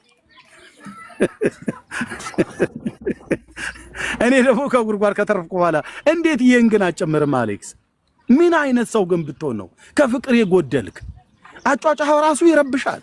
ቀስ ብላ አትነግረኝም ነበር ብዬ እላለሁ አልልም። ለምን? ከጉድጓድ ከሞት ያተረፈኝ ሊያተርፈኝ ነው ወንድሜ ጮኸው። እየየም ሲዳላ ነው ይላል ያገሬ ገበሬ። ይሄን ጨምረሃል ይሄን አልጨመርክም ብዬ እዛ ክርክር አልገጥምም። ያንተ አቆላምጦ የመጥራትና ያለ መጥራት ጉዳይ አይደለም። ያንተ ዋናው ጩኸትህ ሰውን የማዳንና ያለ ማዳን ነው። ከጥቂት ድካምና ስንፍና በስተቀር እናንተ የምትድኑበትን እውነት ለመናገር ነው የምጮኸው። ከተቆጣው የምቆጣው ፒሪየድ እንጂ ከማንም ጋር ልጆቼን እዚህ መናፈሻ ይዤ መጥቼ ኦኬ፣ ከሚስቴም ከልጆቼም ጋር ሌሎችም የቤተክርስቲያን ሰዎች ነኝ ያለሁት። በዚህ ሰዓት እንኳን አላርፍም ወንድሜ። ያ ትልቁ ላይ አድርገኝ ወንድምነት፣ ከዛ ከተመልሰኛለሁ። ኦኬ፣ በርዝዴ ላይ ማለት ነው። በዚህ ቀን እንኳን አይታረፍም። ለምነው ገብቶ አሁን እዚህ ምሳ አልበላሁም፣ ቡና አልጠጣሁም። ለምነው እዚህ መጥቼ እንኳን ማላርፈው ብዬ ልበል አልልም። ወገኔ እያለቀ ወደ ሞት እየተነዳ የኔ መነፍሻ ውስጥ መዝናናት ትልቁ ላይ ሆን ኤርሚ ቴንኪው እና ያለ መዝናናት አይደለም። ልጆቼን በአይን ሊናዬ እያየው እዚህ የምናገረው ለማዳን ነው። እርግጥ ነው ስናገር እንዳልኳቸው አንዳንድ ነገሮች ቢኖሩም እንዳሉም አውቃለሁ፣ እነሱን አስተካክላለሁ። ሞቲቬ ግን ሆን ብዬ ኤርሚን ለመጉዳት አሌክስን ለመጉዳት ብዬ ትውልዴን ለመጉዳት ብዬ በፍጹም አልመጣም። በፍጹም አላደርገውም። የአምላክ መልእክተኛ ነኝ። ወንጌሉን ማዳኑን እናገራለሁ። አንዳንድ ነገሮች ልክ ነህ አሌክስዬ፣ ብዙ ዘመን ከኛ ጋር የኖሩ እኔም እንደዚህ ነበርኩ የሆንኩት ጴንጤዎቹ ድሮ ሲነግሩኝ ራስ ምታት ይዞኝ አሞኝ ማለት ነው። ነፍሱ ጭግቢ አይነት ነገር ነው የሆነብኝ። እኔ ለዘመናት የሰማሁት እውነት ነው ብዬ የተቀበልኩት አለ። እዚህ ደግሞ መጽሐፍ ቅዱስ ላይ ደግሞ በመጽሐፍ ቅዱስ ላይ ተንተርሰው ጴንጤዎቹ የነገሩኝ ነገር አለ። ሁለቱ ሲገናኝ በቃ ብራዘር አንቲቫይረስ ነው የሆነብኝ መጽሐፍ ቅዱስ ማለት ነው። ውስጤ የተቀበልኩትን ቀድሞ የተቀበልኩትን እውነት ድምጥማጡን የሚያጠፋ ማለት ነው። ስለዚህ ውሸት ተነቀለ፣ እውነት ተተከለ። ያን በማለት ነው። እና ልክ ነው። ብዙ ሰዎች ይሰማሉ እንዴ ቢሃይንድ ባይ እኮ ቁጭ ብለው ነው ቤት ስከፍት ፊት ለፊት ላይ ገፋ ቢል ወይ 1000 ሰው ካለ ቢሃይንድ ባይ 16000 20000 ሰው ነው እኮ የሚሰማው። ቲክቶክ እንደሱ አይነቱን ያሳያል። ከበስተኋላ ስንት ሰው እንደሚሰማ ማለት ነው። እንደ ኒቆዲሞስ ተደብቀው ይሰማሉ ያያሉ። ለዚህ ነው ቅድም ለወንድሜ ከታች ላለው ለአዲስ ስነግረው ሰዎች ፕሮቴስታንት ጴንጤ ናቸው አይደሉም ብሎ በሚል አይደለም ስለምንናገረው እውነት ሰዎች መጥተው ይሰማሉ። በቅንነት እግዚአብሔርን በመፍራት ነው የማገለግለው። ከማንም ጋር ጸብ የለኝም። ደም አልተቀባውም። ህዝቤን በልብ ቅንነት እወደዋለሁ። እግዚአብሔርም ይወደዋል። እና መዳን በእግዚአብሔር ልጅ ነው፣ በኢየሱስ ክርስቶስ ነው። በሃይማኖት ቤት ተንቅንቁ በኢየሱስ ክርስቶስ እንዳታመን ነው እና በሌሎች እንድንታመን ነው። እኛ ደግሞ ሰው በኢየሱስ ይመን ነው። መጽሐፉም የሚለው በጌታ በማመን ነው ሰው ንስሐና የኃጢአት ይቅርታውን የሚያገኘው። አየሁ አይደል? ቅድም የተናገርኩት በዮሐንስ መልእክት መጽሐፍ ምዕራፍ 2 ቁጥር 12 ላይ ልጆች ሆይ ኃጢአታችሁ ስለ ስሙ ተሰርዮላችኋልና ይሄን እጽፍላችኋለሁ። ደግማችሁ ፖስት አድርጉት። ከዛ ላይ ሌሎች ልስጥ። ረጅም አወራው። አንደኛ ዮሐንስ መልእክት መጽሐፍ ምዕራፍ 2 ቁጥር 12 ላይ ቅድም ፖስት ያደረግነው ማለት ነው። ልጆች ሆይ ኃጢአታችሁ ስለ ስሙ ተሰርዮላችኋልና። ቴንኪው አሞጽዬ ተባረክ። አየህ አይደል? ልጆች ሆይ ኃጢአታችሁ ስለ ስሙ ተሰርዮላችኋልና እጽፍላችኋለሁ አለ። የተጻፈው በሐዋርያቱ የተጻፈው በእግዚአብሔር ልጅ ስም ነው ኃጢአት የሚስተሰረየው ብለው ነው የነገሩ። በቃ በስሙ ንስሐና የኃጢአት ይቅርታ ይገኛል ብለው ነው የነገሩ። በእግዚአብሔር ልጅ ስም እመኑ ነው ትድናላችሁ። እኔ እንደሆንኩ ባታምኑ ትጠፋላችሁ ነው ያለው ጌታ። እና ይሄን ነው የምነግርህ አሌክስዬ። ቴንኪው ኤርሚዬ፣ መቀጠል ትችላላችሁ። ቴንኪው ከኛ እሺ፣ በቃ አመሰግናለሁ። በቃ እሺ፣ ቴንኪው እድል ስለሰጠኝ አመሰግናለሁ። አሌክስ በቃ እንደዚህ አይነት በጣም ጨዋ የሆናችሁ ወንድሞች ማለት ነው። በቃ አመለሸጋ ኤርሚዬም ሲመጣ እኔ ጋር እንደዚህ ነበር ያለው። እንዴት አድርጌ ፎሎ ላድርግህ? ማነው አሌክስ? ወይስ ፎሎ አድርገኸኛል? አዶ ነው አልከፍታለኝ። እኔ ፎሎ አድርጌያለሁ። ኦኬ እሺ፣ ፎሎ ባክ። እሺ መልሼ እላለሁ። መጻጻፍ እንችላለን አሌክሶ፣ ግን መጽሐፍ ቅዱስን አንብቡ ፕሊዝ። በቃ በአብርሃም አምላክ የሁላችን ጌታ በሆነው በኢየሱስ ክርስቶስ ስም ልለምናችሁ የሰው ልጆች መጽሐፍ ቅዱስን አንብቡ። ሰው ቁርስ፣ ምሳ፣ እራቱን ቁጭ ብሎ ይበላል። ዳቦ ቶስት አድርገን ስናክን አቅርበን ቡና ሻይ ብለን እንበላለን። እራት ምሳ ቁጭ ብለን ነው የምንበላው። የእግዚአብሔርን ቃል ግን ቁጭ ብለን አናነብም። በሃይማኖት ቤት ያሉ ደግሞ አያበረታቷችሁም መጽሐፍ እንድታነቡ። ምክንያቱም ካነበብክ አይንህ ሊከፈት ነው፣ መንፈሳዊ አይኖች እውነቱን ልታውቅ ነው፣ አምላክህን ልታውቅ ነው። አምላክህን ካወቅክ ደግሞ ለአምላክህ የምትኖር ለአምላክህ ቃል የታመንክ ትውልድ ልትሆን ነው። ሰማይ በዚህ ደስ ሊሰኝብህ ነው። ሰይጣን በአንተ ይቆጣ ነው። ስለዚህ አንብብም ብለው አይሉ። ኦኬ፣ ቅድም የጠየቀኝ ጥያቄ አለ። እሺ አስታውሱኝ። ጌታን ስለመቀበል አሌክስ እየጠየቀሃል አይደል? እኔ ካናዳ ብመጣ ትቀበለኛለህ አትቀበለኝም? በምን ምክንያት ማለት እንዴት? በምንም ልምጣ ትቀበለኛለህ አትቀበለኝም? ልመጣ ነው ብዬ ብለህ ሰው አይደለም ምን አበሻ አይደል እኮ አንተ ባለህበት ከተማ ትቀበለኝ? እቀበላለሁ። ብዙ ተጠራጥረህ ነው ግን ያወራኸው አሌክስ። ጴንጤን እንዳደርታ አደርገኝ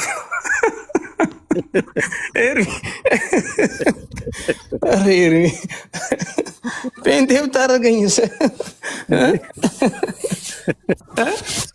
ስለዚህ የዘገየው ለዛ ነው ማለት ነው። ግን ሰው ጴንጤ ሲሆን ምን የሚሆን ነው የሚመስላችሁ አሌክስ? በጣም እኮ ነው የሚያስፈራው። በእናትህ እኔ በእውነት አሁን አንዳንዴ አሁን እዚህ የሚመሰለ ኤርሚ በእውነት አንዷ ምን አለችን መሰለ እዚህ እንደነ ማዘር እዚህ ያለችውና ይህ ጸበል ምናምን አደረገች እና የሲስተር ጓደኛ ነች እና በርዝዴ ከዛ በፊት መታ እዚህ በርዝዴ ከኛ ጋር አሪፍ ሆና ከዛ የሚካኤል እንትን ስታደርግ ማዘር ደግሞ ለጣዖት አልበላም ምናምን አለችን። በጣም አክራሪ ናችሁ ግን በእውነት እኔ በጣም ነው የተሰማኝ። እንዲያው ለጣዖት እና ሚካኤል ጣዖት ነው ለጣዖት አልበላም ማለች። አሁን እስኪ ይህንን እሺ ንገረን። እሺ አሁን የመጀመሪያው ልንገርህና በርዝደይ እሺ ብላ እንትን አደረገች። ጸበል ደግሞ የጠዋት ነው ምናምን እንዴት? አሁን እስኪ ኤርሚ እስኪ አሁን ምንድን ነው? ኦኬ እሺ ቴንክ ዩ። የመጀመሪያው ልመልስልህ። ይሄ ስለመቀበል ብሎ የሚለውን ካናዳ መጣ ትቀበለኛለህ ወይ ብዬ ስልህ እውነት ብናወራ ትቀበለኛለህ። አበሻ ይቀበላል እርስ በራሱ እንግዳ መቀበል ምናምን ነገር አለ። ኢቭን በነጮችም በሰዎችም ዓለም አንዱ ለአንዱ በሀገር ልጅነት ምናምን ነገር ይቀባበላል። አሁን አንድ ሰው አሜሪካዊ ነኝ ብሎ ቢል አሜሪካውያን ባሉበት የትኛውም ሀገር ላይ ብሄድ አሜሪካዊውን ይቀበለዋል። በቃ የሀገሬ ልጅ ነው ብሎ የሚለው እና ትቀበለኛለህ።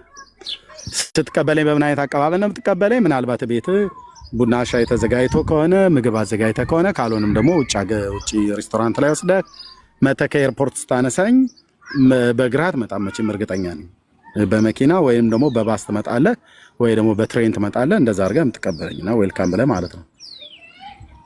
እኛ ጌታን ተቀበሉ ብለን ስንል ሰምተህ ታውቃለህ አይደል አሌክስዬ? አዎ እንዴ ኬት አምጥተን ነው ግን ጌታን ተቀበሉ ብለን ያልነው? ጴንጤዎች በቃ ዝም ብለን ፈብርከን ያወራኑ ወሬ ይመስላል አይደል? እንደሱ ኦኬ። እዚህ ጋር ግን እስኪ ፖስት አይቻለሁ 10:40 እዚህ ጋር ኦኬ ኦኬ። ሶስት ቃል ላሳየህ። አንዱ እሱ ነው። ሁለቱን ደግሞ አንደኛ ማነው ዮሐንስ ወንጌል መጽሐፍ ምዕራፍ 1 ቁጥር 12 አምጡለት እና አንደኛ ጢሞቴዎስ ምዕራፍ 1 ቁጥር 15ን አንዱን እንኳን ፖስት አድርጋችሁታል 10:40 ማለት ነው። ሶስቱን ቃል አምጡት። በተለይ ዮሐንስ 1:12 ቴንክ ዩ መሐመድ ተባረክ ወንድሜ። ምን ይላል ዮሐንስ 1:12 ወንድማችን አሌክስ? ለተቀበሉት ሁሉ ግን በስሙ ለሚያምኑት ለእርሱ የእግዚአብሔር ልጆች የሆኑ ዘንድ ስልጣንን ሰጣቸው። ለነርሱ ለተቀበሉት ኦኬ። እንትናስ ምንድነው? የቱ ጋር ነው? በእናትህ 10:40 ምናምን ነገር እናንተ ለሚቀበል ምናምን የሚለው ልሄድ ነው እዛ። ይሄኛው ምን እንደሚል አወቀው? በደንብ ገባህ? ለተቀበሉት ሁሉ ግን በስሙ ለሚያምኑት ለእነርሱ የእግዚአብሔር ልጆች የሆኑ ዘንድ ስልጣን ሰጣቸው ይላል አይደል? አዎ። እና አሁን አንተ መጥተህ ጌታን ተቀበል ስትለኝ አሁን ምን ማለት ነው? አሁን እሱ ቆይ አሁን ለተቀበሉት ብሎ ሲል ማን ነው ለተቀበሉት ብሎ እያለ ያለው እዚህ ጋር ዮሐንስ የጻፈው? ለተቀበሉት። አሁን እኔ ጌታን ተቀበል ስትለኝ ኢየሱስን ተቀበለው ማለት ነው? ኖ እኛን ተወን። ቆይ አሁን ሐዋርያው እየተናገረ ያለውን ሐዋርያው ለተቀበሉት ብሎ ሲል ማንን ስለመቀበል ነው እየተናገረ ያለው? ኢየሱስን የምንቀበለው ኬት ስለመጣ ነው? እንዴት ኬት ስለመጣ ማለት ኬት ነው የመጣው? ኢየሱስን የምንቀበለው ፊዚካሊ በነበረበት ማለት ነው ወይስ? አዎ ኬት ነው የመጣው? ኢየሱስ ወደዚህ ዓለም መጥቷል አይደል? አዎ ከእግዚአብሔር አብ ተልኮ መጣ ማለት የት? ከሰማያት አይደል? ወደዚህ ዓለም መጣ አይደል? ከሰማያት አባቱ ልኮት በራሱን ፍቃድ በአባቱን ፍቃድ ነው አይደል የመጣው? አባቱ ልጁን ላከው አይደል? አባቱ የላከውን ልጁና መቀበል ያለብን። እሱን ስንቀበለው እንዴት አድርገን ነው የምንቀበለው? በኋላ ጠቅላላ አድርጌ እነግርሃለሁ። እሺ አንደኛ ዮሐንስ መልእክት መጽሐፍ አንደኛ ጢሞቴዎስ መልእክት መጽሐፍ ምዕራፍ 1 ቁጥር 15 ላይ ሰርቨንት ኤርሚያስ ወንድሜ ፖስት ያደርገውን እስኪ አንብበው። ወይ ደግሞ ሊያድን ክርስቶስ ኢየሱስ ወደ ዓለም መጣ። ሊያድን ክርስቶስ ኢየሱስ ወደ ዓለም መጣ የሚለው ቃል የታመነና ሁሉ እንዲቀበሉት የተገባ ነው። ከኃጢአቶቹ ዋና እኔ ነኝ። ኃጢአተኞች ዋና እኔ ነኝ ይላል። ያ ማንን ሊያድን ነው ክርስቶስ ኢየሱስ ወደ ዓለም የመጣው? ኃጢአተኞችን። ከኃጢአተኞች አንዱ አሌክስ ነው አይደለም? ኦኬ ኦኬ ነህ አይደል? ከኃጢአተኞቹ አንዱ ነህ አይደል? እኔም ነበርኩ። በክርስቶስ ኢየሱስ ነው ምሕረትን ያገኘሁት። ስለዚህ ክርስቶስ ኢየሱስ ወደዚህ ዓለም የመጣው ማንን ሊያድን ነው? ዓለምን። ሜት አድርገው ወንድማችን ታች አስወርደህ ነው። ታች አስወርደህ የሚረብሽ ማለት ነው። እሺ ማንን ሊያድን የመጣው አሌክስ? እኛን ማለት ነው። ኃጢአተኞችን ማለት ነው። ኃጢአተኞችን ማለት ከኃጢአተኞቹ አንዱ እኔ ነበርኩኝ፣ አንዱ አንተ ነህ። ሁሉም ደግሞ ለራሱ ይሰደኝ። አሁን ከኃጢአተኞች አንዱ ስለነበርኩ አንዱ ስለሆነበርኩኝ በክርስቶስ ኢየሱስ ምሕረትን አግኝቻለሁ። በክርስቶስ ኢየሱስ ድኛለሁኝ በማመን ለምን? እሱን በመቀበሌ ጌታን በመቀበሌ ማለት ነው። አሌክስ ከኔ ጋር ነህ?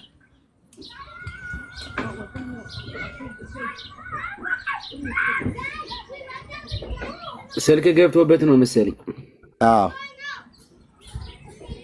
እኔም ኤርሚ እንደዚህ ነው የተማርኩ። እያስተማራችሁን የሰማሁኝ እና ጌታ መቀበል የሚለው ነገር አልገባኝም ነበረ። መጨረሻ ላይ ግን የመጽሐፍ ቅዱስ ቃል መሆኑን ስሰማ የዛኔ ነው እንደውም ልቤ በጣም የተከፈተ ወደዛ መቅረብ የጀመርኩኝ። ኤርሚያስ እየጠየቀ ነበረ። አሌክስ ተደውል ችግር የለም። እሺ ከኃጢአተኞች አንዱ እኔ እናንተ ነን አልን አይደል? ያ አንተ አሁን በኃጢአት ነህ ያለው ወይስ ድነሃል? እንደዚህ አይነት ነገር እኮ እኛ ትንሽ ድነሃል ወይስ በኃጢአት ነህ ያለው? ምን ትስቃለህ አንተ? አይደለም ለምትሽቃለህ? እየጠየቀ ያለውን ነገር የምሬን እኮ ነው የምነግርህ። እኔ እኮ ገና እኮ ድናል እና ለምን ትስቃለህ አንተ? ድኛለሁ። እውነታን የሚጠይቃ እኔ እግዚአብሔርን እውነቴን ነው የምነግርህ። ሰው እንደማያድን ስለገባኝ ይሆናል ምናልባት፣ ወይም ደግሞ ማህበረሰቡ እንዳለ ስለገባኝ። አሌክስ ድነሃል ወይስ በኃጢአት ነህ ያለው? ድኛለሁ። እውነት? እንዴት ዳንክ? በስሙ አምኜ ከዛን ተጠመቁ። ከመቼ ጀምረህ ነው የዳንከው?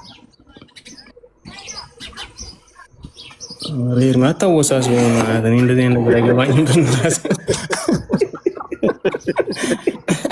አታወሳስ ምን ቀለል አድርገው አታስረዝመው ደግሞ ይርሚ ቦኑ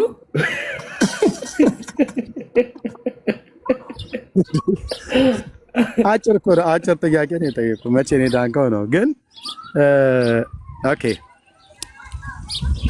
አሌክስ አሁን ኪስህ እኮ $10,000 ይዘሃል አይደል? እዚህ ሀገር ገንዘብ እኮ ኪስ ላይ አያዝም፣ ባንክ ላይ ነው፣ አካውንት ላይ ይዘሃል። እኔ አይቼዋለሁ። ይዘሃል። አይ እጄ ላይ የለም፣ አካውንቴ ላይ አለ። ቀኝ ኪስ ውስጥ አለ። ቀኝ ኪስ ውስጥ ኖት 10,000 ይዘሃል። ኤርሚ እዚህ ታስደፋኝ ነው እንዴ? እንደሱ የሚባል ነገር የለም። ለምንድን ነው እኔ ይዘሃል ያልኩህ አንተ አልያዝኩም ብለህ የምትለው? እኔ ያለኝን አውቃለሁ። ታዲያ ያለህን ታውቃለህ። ብር እንዳለ ታውቃለህ። የዘላለም ሕይወት እንዳለ ግን አታውቅም። አንተ በጣም አደገኛ ነህ። በቃ ቻው ኤርሚ። በቃ ሌላ ቀን አንተ ምን አይነት ሰው አሌክስ? ይቆይ አሁን ኃጢአት አስገባኝ አላር ኃጢአት አስገባኝ። አሁን እኔ ኢየሱስ የለኝም አላልኩም። አንተ እንደሌላ አድርገህ ታወራኛለህ። እኔ አለኝ እንዴ? እንዴት ገንዘብ እንዳለ ታውቃለህ ትላለህ። ኢየሱስ እንደሌለ ግን አታውቅም ትለኛለህ። አሌክስ ይልህ ነው እንጂ ኧረ በእናትህ ዝም በል እንዴ እንዴ! አሁን እንትን አደረገኝ ማለት እኮ ነው። በቃ አጣላኝ ማለት እኮ ነው። በእውነት ገንዘብ እንዳለ ታምናለህ፣ ኢየሱስ እንደሌለ ግን አታምንም። እንዴ አይው እስኪ ኤርሚ ልታስበላኝ የሚበላ የለም ግን እየነገረ ነው። እሱም የመጣበት አንዱ ዓላማ ትልቁ ነገር እንድናውቅ ነው፣ እንድንነቃ ነው፣ ከእንቅልፋችን እንድንነቃ ነው። እንትን ውስጥ እኮ ከተተኛ እኮ ሌላ ነገር አይደለም። ከተተኛ ታዲያ እየሰማሁ ገንዘብ እንዳለ ታውቃለህ። እንደ ሰው አይደለም እግዚአብሔር፣ እንደ ሰው አይደለም። ቢያንስ እንኳን ከሰመመቅ ንቃ። ሌላ ነገር ፈልጎ አይደለም። ልክ አሌክስዬ ብር ኪሳችን እንዳለ እርግጠኛ ሆነን ወይ ደግሞ አይ አሁን እኔ ዝም ብዬ ለምሳሌ አሁን እሺ አንተ እርግጠኛ እንድትሆን ያደረገ እስኪ ምንድን ነው አሁን አንተ እንደሱ ስትሉ እሰማለሁ። በቃ ጸድቅ ያለው በእግዚአብሔር ቀኝ ነው ያለው ምናምን አሁን እሱ አሁን እንደዚህ እንድትል በቃ በድፍረት ማለት አሁን እኛ ጋር ብዙ ፕሮሰስ አለ አይደል? እንደዚህ ብዙ ነገሮች አሉና አሁን አንተ ይሄንን ለማለት እንዴት ነው የደፈርከው? በምን እንዴት? ቴንክ ዩ እቺ የቀደሟን ግን የጠቀስኩልን ልንገርህ ማን የነገርኩህን የሀገራችን የምንጠቀምበት የሀገራችን ገንዘብ አሁን በያለንበት ሀገር ያለ ነው የምንኖርበት ሀገር በካርድ አለ በካሽ አለ። እንደ ምሳሌ አድርጌ $10,000 ኪስ ላይ ይዛል በቀኝ ኪስ አልኩ። የለም በፍጹም ካርዴ ላይ ነው እንጂ ያለው ኪስ የለም ብለህ ስትለኝ ኖት ብር አለህ ብዬ አልኩ። የለኝም አልከኝ። በዚህ ሰዓት ላይ እንዳለህና እንደሌለህ ካንተና ከእግዚአብሔር በቀር የሚያውቅ ሰው አለ?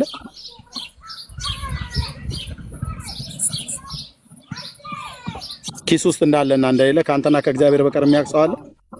አሌክስ ምን ገንዘብ የለም፣ ማንም የለም አይደል? አንተ ግን እርግጠኛ ነህ ኪስ ውስጥ ያን ያህል ገንዘብ እንደሌለ ማለት ነው።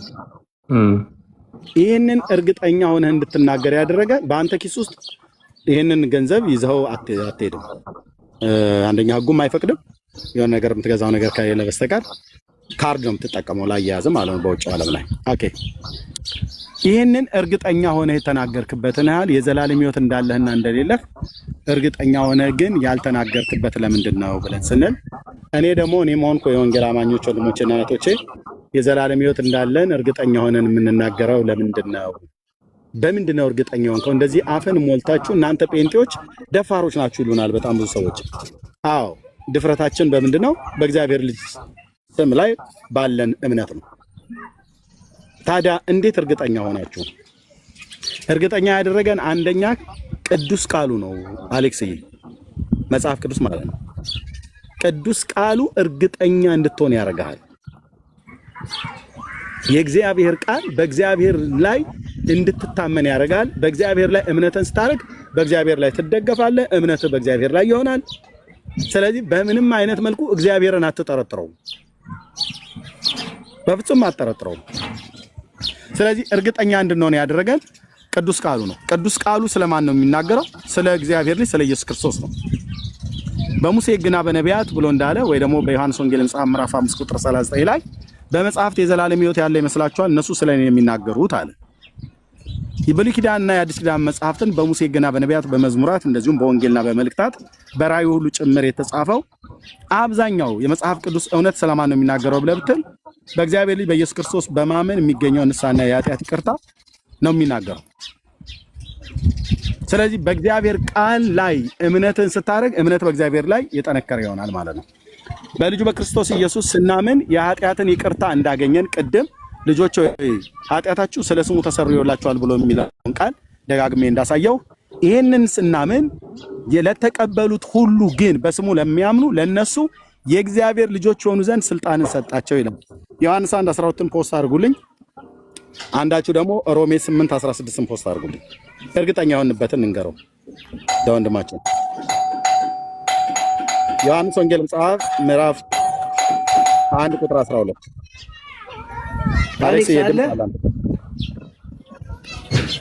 አሌክስ አሃ እየሰማ ነው ወይ?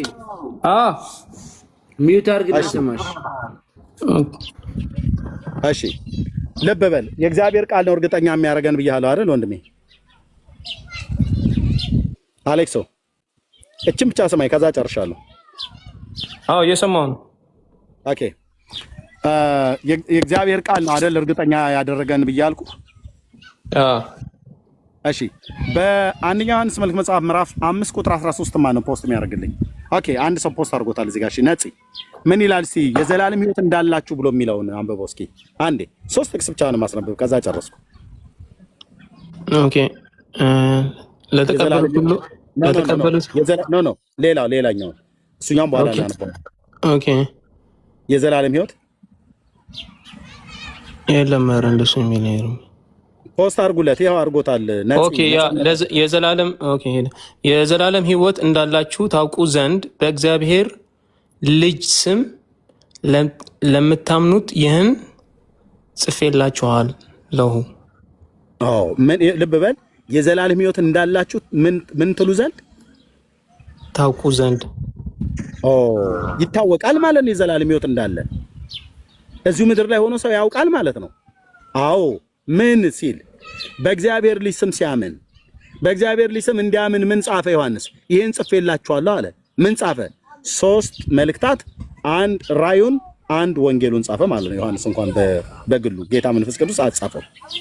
ስለዚህ በእግዚአብሔር ልጅ ስም ለምታምኑ ይህን ጽፌላችኋለሁ ብሎ ይላል። የተጻፈውን ስናነበው እናምነዋለን። ስናምነው በእግዚአብሔር ልጅ ስም ነው እንድናምን የሚያደርገን መጽሐፍ። ስናምን በእግዚአብሔር ልጅ ስም ስናምን የዘላለም ህይወት እንዳለን እናውቃለን ማለት ነው። እደግመዋለሁ፣ ልብ በል። ዮሐንስ የጻፈው ሌሎቹ ሐዋርያት የጻፉትን ስናነበው የእግዚአብሔር ልጅ እናምናለን። ለምን? መጽሐፍት ስለ እግዚአብሔር ልጅ ይናገራሉና። በእግዚአብሔር ልጅ ስናምን ምን እንሆናለን? የዘላለም ህይወት እንዳለን እናውቃለን ማለት ነው። ከኔ ጋር አሌክስዬ? እየሰማሁ ነው። ልብ በል እሺ። ዮሐንስ ወንጌል መጽሐፍ ምዕራፍ 1 ቁጥር 12 ላይ ይኸው ለተቀበሉት ሁሉ ግን በስሙ ለሚያምኑ ለነሱ የእግዚአብሔር ልጅ የሆኑ ዘንድ ስልጣን ሰጣቸው ይላል። ጌታን ስትቀበለውና ስታምነው በስሙ ስታምን እግዚአብሔር ምን ይሰጣቸዋል ይላል?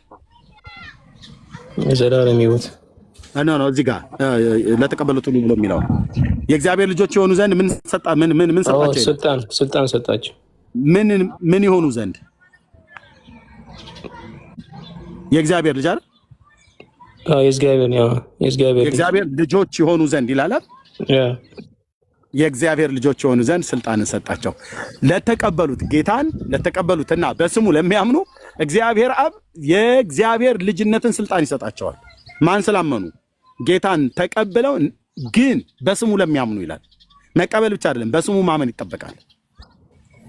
ለተቀበሉት ሁሉ ግን መቀበል ብቻ ሳይሆን በስሙ ለሚያምኑት የእግዚአብሔር ልጆች የሆኑ ዘንድ ስልጣን ሰጣቸው ይላል። በስሙ እንድናምን ያደርጋሉ ማለት ነው። የእግዚአብሔር መጽሐፍት የእግዚአብሔር መንፈስ ያለባቸው መጽሐፍትን ስናምን ከሕፃንነት ጀምረ ኢየሱስ ክርስቶስን በማመን መዳን የሚገኝበትን ጥበብ ሊሰጡ የሚችሉትን ቅዱሳት መጽሐፍት አውቃል ይለዋል ቅዱስ ጳውሎስ ለመንፈሳዊ ልጁ ለጢሞቴዎስ ማለት ነው። ኦኬ። ስለዚህ መጽሐፍትን ስናምን በእግዚአብሔር ልጅ እናምናለን። በእግዚአብሔር ልጅ ስናምን የዘላለም ሕይወት አለን። መጽሐፍትን ስናነብ የእግዚአብሔር ልጅን በማመን የሚገኘውን እውቀት ይሰጡናል ማለት ነው። ስለዚህ የዘላለም ሕይወት እንዳለን እርግጠኛ እንሆናለን። ጌታን ስንቀበል የእግዚአብሔር ልጅ የመሆን ስልጣን ይሰጠናል ማለት ነው። ይሄንን በምንድን ነው እግዚአብሔር የሚያረጋግጥልን? አንደኛ በቅዱስ ቃሉ፣ ሁለተኛስ የቃሉ ባለቤት በሆነው በመንፈስ ቅዱስ። ሮሜ 8:16 የመጨረሻ ቃል ነው። ሮሜ 8:16 አሌክስ ያንብበው እስኪ። ሮሜ 8:16 ፖስት አድርጉለት ቶሎ። ይኸው ሚሚ ላቭ ፖስት አድርጋለች።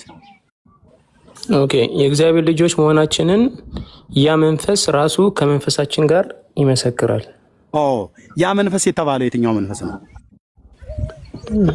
የእግዚአብሔር መንፈስ ማለት መንፈስ ቅዱስ። የእግዚአብሔር መንፈስ መንፈስ ቅዱስ ማለት ነው። ከመንፈሳችን ጋር ብሎ ሲል አንተ መንፈስ አለ የለህም?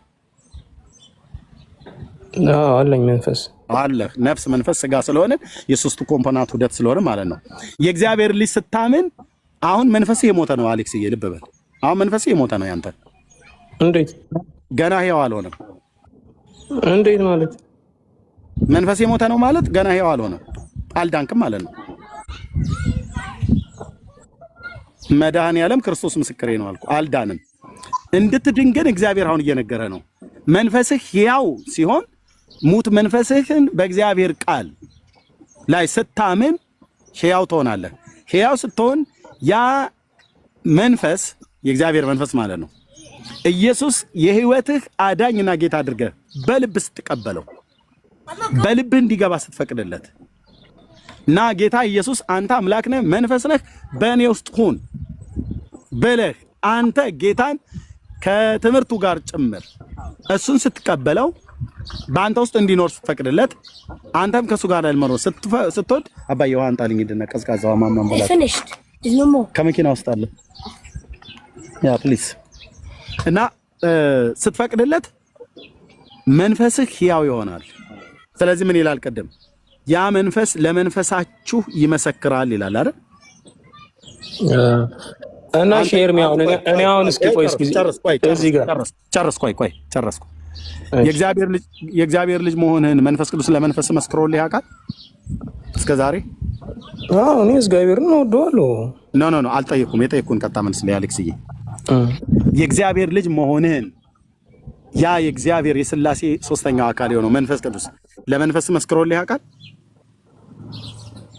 እንዴት መስክሮልህ ያውቃል ማለት ተናግሮኝ ማለት ነው? እውነቱን ንገረኝ። ድምፅ ሰምተህ ታውቃለህ? መስክሮልህ ያውቃል? እኔ ድምፅ ሰምቼ አላውቅም። በቃ ስለዚህ የእግዚአብሔር መንፈስ አልመሰከረልህም ማለት ነው። አሁን ሁላችሁም ጴንጤ ድምፅ ሰምታችኋል ማለት ነው? እኔ እግዚአብሔር መንፈስ ለመንፈሴ መስክሮልኛል ድምፅ ሰምቼ። ውሸት ጌታ እንዴት ሊትራሪ ድምፅ ማለት ነው? እንዴት ሜዩት አድርግ አንተ ውሸት ብለህ ያልከው ማለት ነው። እስኪ ኤርሚ እዚህ ጋር እስኪ አብራራለኝ። እንዴት ሊትራሪ እኛ እንደምናወራው ድምፅ ነው ወይስ እንዴት ማለት እንዴት ነው? በመንፈሴ ላይ ነው የሰማሁት። እኔ በመንፈሴ ላይ የተከራየሁበት ቤት ውስጥ ነው። በጣም አስታውሳለሁ። ጊዜው የዛሬ ኦልሞስት 25 ምናምን ነገር ዓመት አካባቢ 25 ወይ 25 ዓመት አካባቢ ጌታን በተቀበልኩ በሁለተኛው ምናምን ነገር ዓመት ላይ ማለት ነው። ገርጂ ኮሪያ ሆስፒታል ፊት ለፊት ላይ ነበር ቤት የተከራየሁት። በሌሊት አንድ ጸሎት ላይ እየጸለይኩ እያለሁኝ ይህንን የዮሐንስን መልእክት ነበር አንቤ የነበረው። ስለዚህ ድምፁን የሰማሁት ውስጤ ነው፣ ልቤ ላይ ማለት ነው፣ በውስጤ በመንፈሴ ላይ አንተ የእግዚአብሔር ልጅ ነህ አትጠፋም ብሎ የሚል ድምፅ ማለት ነው። የማንም ድምፅ አይደለም፣ የጌታዬ ድምፅ ማለት ነው። እኔ ነኝ የማውቀው። ኦኬ። እንዴት አይነት ድምፅ ማለት ነው? እስኪ ኤርሚ እንዴት አይነት ድምፅ ነው? አልገባኝም።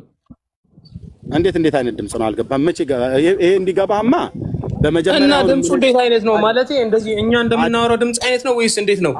አድምጠኛው። በሚገባኝ ለእኔ ልክ ነው ድምፅ ነው በሚገባኝ። አንተ እግዚአብሔር ልጅ ነህ አትጠፋም ብሎ የሚለውን ድምፅ እኮ እኔ አማርኛ ቋንቋ ተናጋሪ ስለሆነ በአማርኛ ቋንቋ ነው የሚመሰክርልኝ። እግዚአብሔር ሲናገረኝ ድምፅ እኮ አለ፣ ሪል አለ። ጌታችን እንደተናገረው በጎቼ ድምፄን ይሰማሉ ብሎ ሲል በትክክል በዳነው መንፈሳችን ላይ ድምፅ እንሰማለን። የዮሐንስ ወንጌል መጽሐፍ ምዕራፍ 10 ማለት ነው። በጎቼ ድምፄን ይሰማሉ ይከተሉኛል፣ አውቃቸዋለሁ እነሱም ያውቁኛል ብሎ ሲል ፕራንክ እያደረገን አይደለም። ጌታ መንፈስ ነው፣ ይናገራል። ሲናገር እያንዳንዳችንን ባመንበት ጊዜ እግዚአብሔር መንፈስ ቅዱስ ለመንፈሳችን ይመሰክራል ማለት ነው። ስለዚህ እግዚአብሔር ልጆች መሆናችንን ያ መንፈስ ለመንፈሳችን ይመሰክራል። ስለዚህ አሁን የእግዚአብሔር ልጅ ነኝ ብዬ ስልህ የመንፈስ ቅዱስ ምስክርነት በመንፈስ ይላል። ቅዱስ ቃሉ የቃሉ ባለቤትም እግዚአብሔር በቅዱስ ቃሉ በኩል የሚመሰክርልን። ስለዚህ አልጠፋም ብዬ ስልህ በመጀመሪያ በክርስቶስ ኢየሱስ በማመኔ እንዳልጠፋ ቅዱስ ቃሉ ይነግረኛል። ቃሉን ያጻፈ የቃሉ ባለቤት መንፈስ ቅዱስ ደግሞ በመንፈሴ ላይ ምስክርነትን ሰጥቶኛል ማለት ነው። ስለዚህ ነው አሁን አንተ ድኛለሁ ብለህ ትላለህ እንጂ አልዳንክም፣ እውነቱን ስነግርህ ማለት ነው። ለምን? የመንፈሱ ምስክርነት የለህም።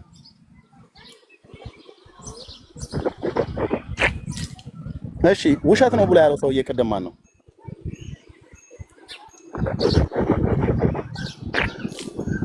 ውሸት ነው ብሎ ያለ ሰው ቅድም ማይክ የከፈትከው ማን ነበር?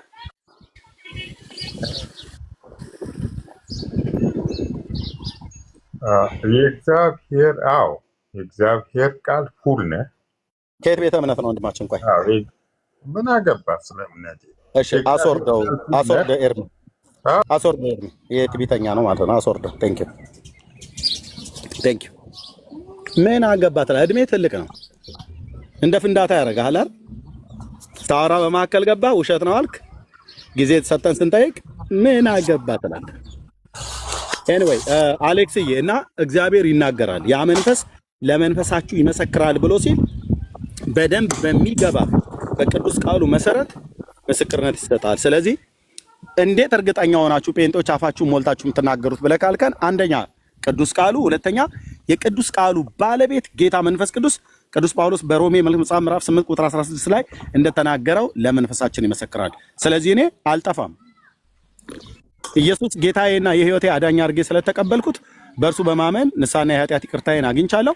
ከዘላለም ሞት ከዘላለም ፍርድ ድኛለሁኝ። እሱን ካልካድኩት በስተቀር አልጠፋም። እሱን ደግሞ ለዘላለም አልክደው። በዚህ ነው እርግጠኛ ነው አሌክስዬ። ቴንክ ዩ ኤርሚ። ትልቁ ላይ አሁን ቀጥሉ። ቴንክ ዩ። ኦኬ በቃ ቴንክ ዩ። በቃ በጣም አመሰግናለሁ። ያ ቴንክ ዩ አሌክስዬ፣ ቴንክ ዩ ኤርሚ። 13% ነው ቻርጀር ያለው። ትቆያለህ ኤርሚ? ካቆያችሁ አዶን። ኧረ እኔ በጣም ደስ ብሎኝ እየተማርኩ ነው ያለውኝ። በጣም ደስ ብሎኛል ከምንም በላይ እንደዚህ እየመጣ አስተምረን እዛ በዘለለ በውስጥ እንደዋወላለን። ወሲዬ ሰላም በይው። እሱን አይተሽ ነው ሩጠሽ የገባሽ? አዎ በጣም አንተን አይታ ነው የመጣች።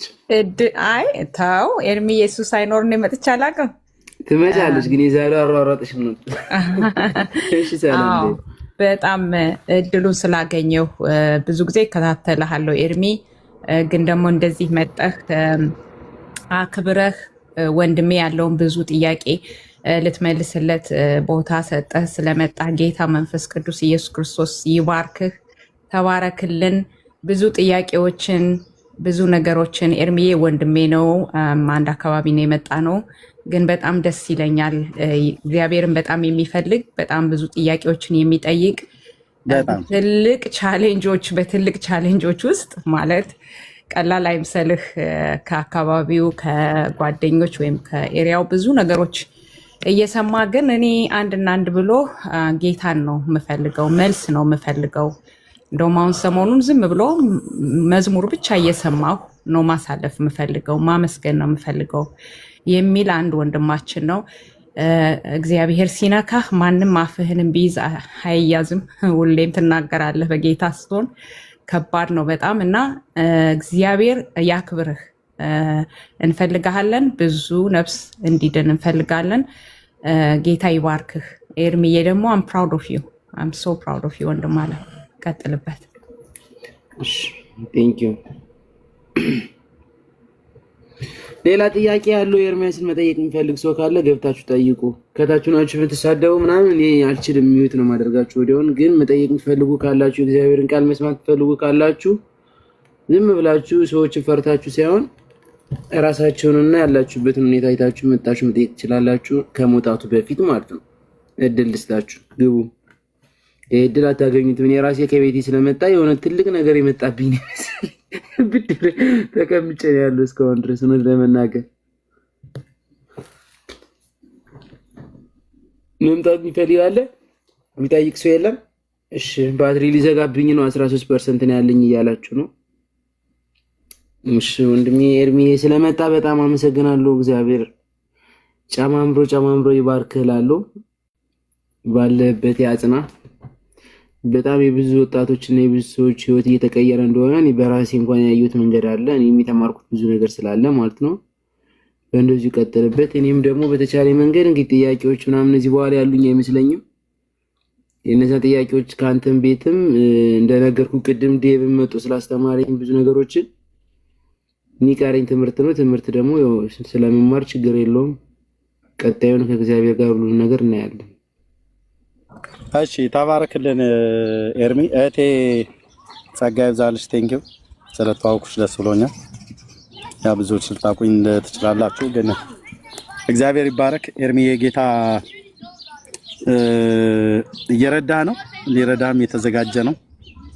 ወደ እሱ የሚመጡትን ከቶ ወደ ውጭ የማያወጣ ፍቅርን ምሕረትን የተሞላ ጌታ ኢየሱስ ክርስቶስ ሰውን ሁሉ ይወዳል። ወደ እርሱ በመምጣት እንድታርፍ ከዘላለም ጥፋት ነው የምታርፈው፣ ከዘላለም ሞት ማለት ነው። ነፍስን የሚያሳርፍ እሱ ብቻ ነው። ስጋችንን ካለንበት ከስራ ጫና የተነሳ በሚደክመን ሰዓት ላይ አልጋ ላይ ወይ ደግሞ የሆነ መናፈሻ አካባቢ ላይ ሄደ ብቻ ቁጭም በማለት ወይ በመተኛትም ናፕን በማድረግ ሙሉ እንቅልፍን በመተኛት ልናሳርፍ እንችላለን። ሰኞ ዕለት ተኝቻለሁና ማክሰኞና ሮብ አልተኛም ብሎ አይደለም። ሰኞ ዕለት ደክሞኝ ተኝቻለሁና የማክሰኞና የሮቤን ድካም ደግሞ በሰኞ ዕለት አጣጣዋለሁ ብሎ የሚል የለም። በእያንዳንዱ ጊዜ ላይ በስጋ ድካም ስንደክም እረፍት ያስፈልገናል። 12 ሰዓት የቀኑን ስርዓት ለስራ ደግሞ የሌሊቱን ደግሞ ለእረፍት አድርጎ ሰጥቷል። በእርግጥ ደግሞ አንዳንዶች ቀን እየተኙ ሌሊት ደግሞ የሚሰሩም አለ። እሱም እንዳለው ነው ማለት ነው። ቀን የተኛ ማታ ይሰራል፣ ማታ የተኛ ቀን ይሰራል። ይሄ የስጋ ድካምን ለማሳረፍ ጊዜያቱን እንደፈለገን እየለዋወጥን ስራ እንዳገኘን ሽፍታችን እንደፈለገን እየቀያየር እናደርጋለን። በሰው ውስጥ ግን ያላረፈች እረፍትን ግን የምትፈልግ እስከዛሬ ድረስ የምትቅበዘበዝ ነፍስ የምትባል የሰው ከሶስቱ ኮምፖናንት አንዷ የሆነችው ነፍስ የምትባላለች የሰው የውስጥ ማንነት ማለት ነው። እሱን ሰኞ አሳርፈ ማክሰኞ ደግሞ ላታሳርፋት አትችልም። ሁሉ ቀንም ያለ እረፍት እየተቅበዘበዘች አለች የሰው ነፍስ ማለት ነው። እየተቅበዘበዘች አለች። ነፍስ በምን ደስ ትሰኛለች? ብዙ ሰው አያውቅም። ግን ምን እንላለን? የቀዘቀዘ ቢራ ጠጥቶ ነፍሴ ረካች ይላል። ውሸት ነው፣ ውሸት ነው።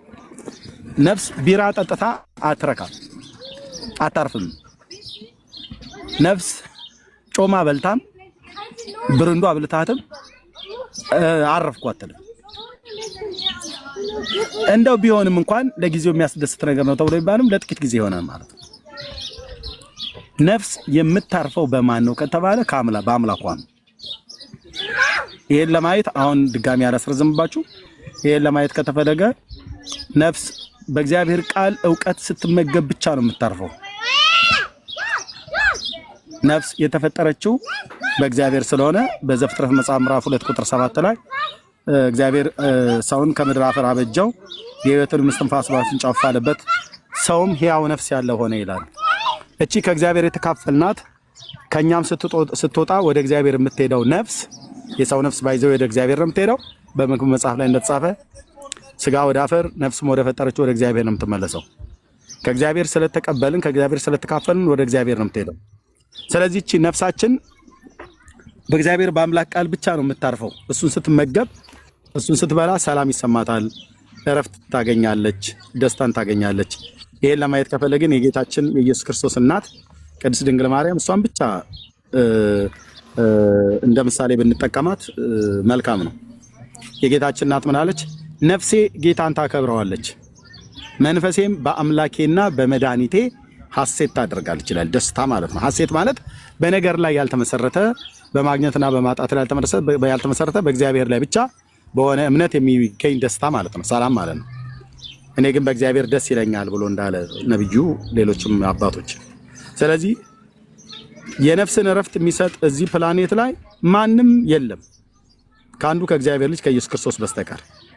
ስለዚህ ጌታችን ኢየሱስ ክርስቶስ እናንተ ደካሞች ሸክም የከበዳችሁ ሁሉ ወደ እኔ ኑ እኔም አሳርፋችኋለሁ ለነፍሳችሁም እረፍት ታገኛላችሁ ብሎ ያለ ብቸኛ እሱ ብቻ ነው።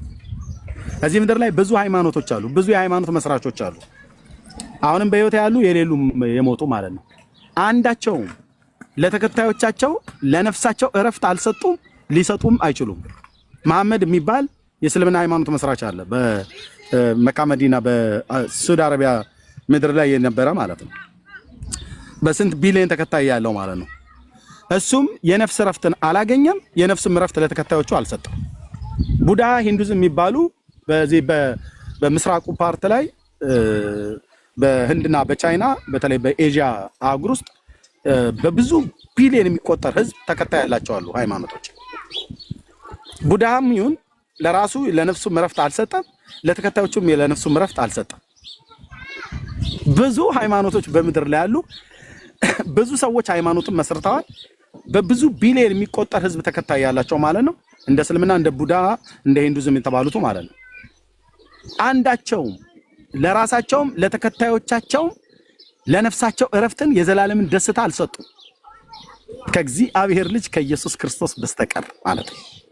ለተከታዮቹ ተስፋን የሰጠ የዘላለምን ህይወት የሰጠ ነፍሳችንን ወደሱ ስንመጣ ልክ ብሉይ ኪዳን ላይ እረፉ እኔም አምላክ እንደሆንኩ እወቁ ብሎ ሲል የነበረ ጌታ በአዲስ ኪዳን ሰው ሆኖ ከቅድስት ድንግል ማርያም ተወለደና ወደ እኔ ኑ እኔም አሳርፋችኋለሁ ብሏል። በቃ ከነ ኃጢአት ድካሜ የዛሬ 27 ዓመት ወደ እግዚአብሔር ልጅ ወደ ኢየሱስ ክርስቶስ ጴንጤዎቹ ወደሚጠሩት ጌታ ስመጣ ያገኘሁት እረፍት በነጋ በጠባ በበጋ በክረምት በማግኘት በማጣት ያፍለቀልቀኛል፣ ያስደስተኛል።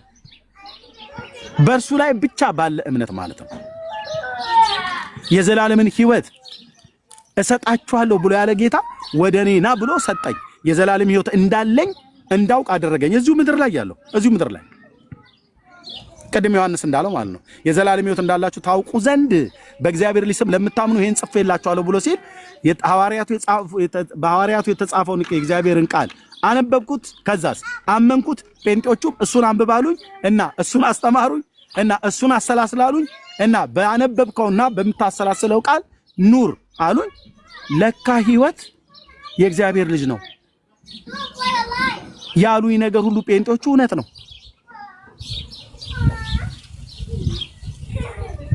እረፍት አለኝ፣ ሰላም አለኝ። የማይደፈርስ ሰላም በእግዚአብሔር ልጅ በኢየሱስ ክርስቶስ የተሰጠን ማለት ነው። የዘላለም ሕይወት አለኝ በእግዚአብሔር ልጅ በኢየሱስ ክርስቶስ ያገኘሁት ማለት ነው። እንዴት ይደንቃል! እዚህ ምድር ላይ ሆኜ በሚጠፋው ዓለም ላይ ሆኜ ዘላለማዊውን ዓለም በእግዚአብሔር ልጅ በኢየሱስ ክርስቶስ በማመኔ በእግዚአብሔር መንግስት እንደ ከዋክብት እየደመቅኩ የምኖርበትን ሕይወት እንዳገኝ ና ወደኔ ያለኝ ከነ ኃጢአት ድካሜ ከነ ኃጢአት ቆሻሻዬ ወደሱ መጣሁ። የኃጢአት ቆሻሻዬን በከበረ ሃሌሉያ በከበረ ደሙ አጠበኝ፣ በቅዱስ ቃሉ ቀደሰኝ፣ ልጁ አደረገኝ። እንዴት ድንቅ ነው አንተዬ! ልጁ አደረገኝ። አይ ቀስ እያልኩ ጸባይህን እያየሁ ነው ኤርምያስ፣ ያንተ ነገር ብዙም ማስተማማኝ አይደለም ብሎ ቢል እኮ መቀመጫዬን መነሻዬን የሚያውቅ አምላክ ነው ብሎ ቢል መብት አለው። ቀስ እያልኩ እያየሁ ጠባይህና አመልህን እያየሁ ነው እምወድህ፣ ያ ወሰድ መለስ ስለሚያደርግህ ምናምን ነገር ብሎ ቢለኝ መብቱ ነው። አንቺንም ብሎ ቢልሽ መብቱ ነው። አታቀንም ብለንልን ነው አልችልም። እንኳን ትናንትና ይሄን አይደለም ፊት ለፊቴን ፊውቸሪቴን ያውቃል። ከአንደበቴ ወጥቶ ሳይሆን በልቤ ውስጥ ምን ልናገር እንዳለ ያውቃል። ወደድኩ አለኝ ከነ ኃጢአቴ። አዎ እና ምን ልታደርገኝ ነው? ከኃጢአትህ በከበረ ደሜ እቀድስሃለሁ፣ አጥብሃለሁ፣ በቅዱስ መንፈሴ አነጻሃለሁ። ለአዲስ ልደት በሚሆን በመታጠብ በመንፈስ ቅዱስና በመታደስ አዳነን እንጂ እኛ ስላደረግነው ሃሌሉያ በጽድቅ ስለነበረው ስራ አይደለም ይላል። እና ምን እላለሁ ታዲያ? ይሄን ጌታ ምንድነው የሚባለው? አማርኛ ካላችሁ ብቻ አውሱ ይለኔ ኢየሱስን ምንድነው የምለው? የማይለወጥ ፍቅር፣ የማይጠቁር ፊት፣ በነገር ላይ ያልተመሰረተ መውደድ፣ በሁኔታ ላይ ያልተመሰረተ መውደድ። በሁኔታ ላይ ተመስርቶ ቢወደኝ ነው ምንን አይቶት ይወድ ነበር? ቁመኔን እንዳለ እሱ ነው የሰራኝ፣ መልኬ ነው እንዳለ እሱ ነው የሰራኝ። ጠባይ ብለህ የምትል እኔም የማውቀው ነው እሱም የሚያውቀው ነው። ያውም የትኛው ጠባይ? በቃ ከፍጥረቴ ቁጣ ልጅ ሆኜ ሳለሁ በበደልና በኃጢአቴ ሙታን ሳለሁ እኔም አንቺንም አንተንም ወደደን።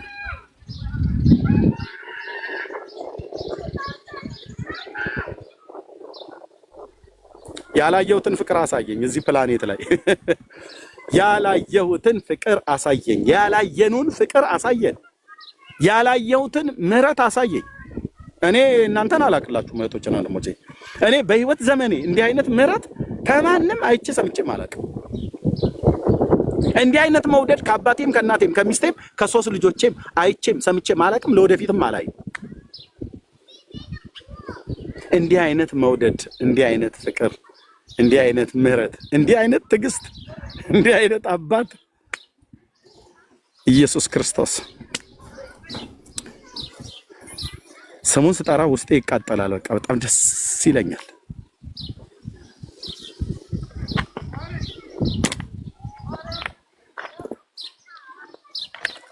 በእኔ ጸባይ በእኔ አመል ቢሆን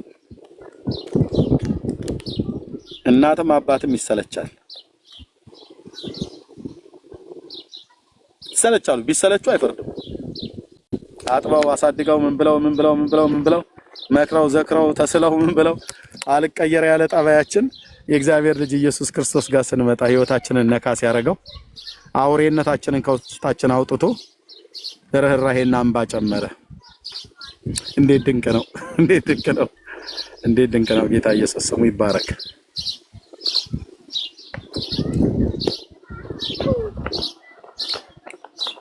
ሰላም አለኝ እንደ ወንዝ የሚፈስ አይምሮዬን የሚያረሰርስ ደስታለኝ ከውስጤ ማይጠፋ ኢየሱስ ክብሩ ይስፋ።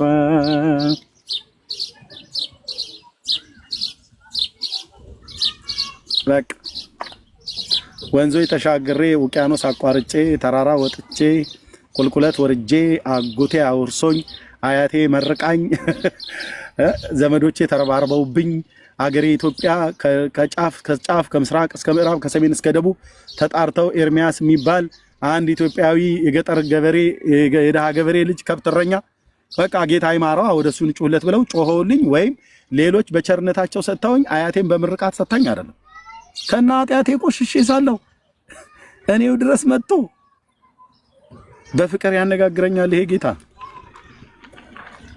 በፍቅር እንደዚህ ለዘላለም እንድሸነፍ ያደርገኛል። ጌታዬ ስም ይባረክ፣ ስም ይባረክ። የአባቶች አምላክ ስም ይባረክ። እንዲህ ነው የሆነው። እያንዳንዳችሁ ጓዳ፣ እያንዳንዳችሁ ህይወት ውስጥ እንደዚህ ነው የገባው። የእግዚአብሔር ወንዶችና ሴቶች ልጆች ደስ ይበላችሁ፣ በጌታ ደስ ይበላችሁ፣ ደስ ይበላችሁ።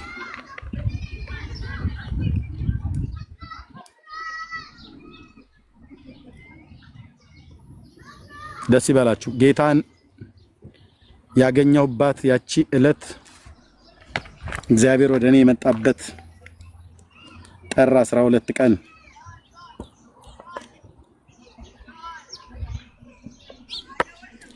የሚካኤልን ታቦት አስገባለሁ ብዬ የማላስገባው ሚካኤል አስገባ ብዬ ሄድኩኝ። በጣም እኮ አጃቢ ነው ይላል ያገሬ ሰው። ሚካኤልን ላስገባው አልሄድኩ። ያልገባ አስገቢ። ያም እኮ ሚካኤል አይደለም ግን ሚካኤልን አስገባለሁ ብዬ እጄ ያልገባ አስገቢ ማለት ነው። ምን ታስገባኛለህ ናገባ ብሎ እንኳን እሱ እንኳን አላለኝም። ሚካኤል ስላይደለ ማለት ነው። ጌታ ኢየሱስ ግን ናገባ አለኝ ወደ ዘላለም እረፍት ማለት ነውና ያቺን ቀን ወዳታለሁ። ከዛ ጊዜ ጀምሮ መዝሙር ዘምራለሁ። መዝሙር ካወቅኩበት ጊዜ ጀምሮ የተወደደች ናት አንተን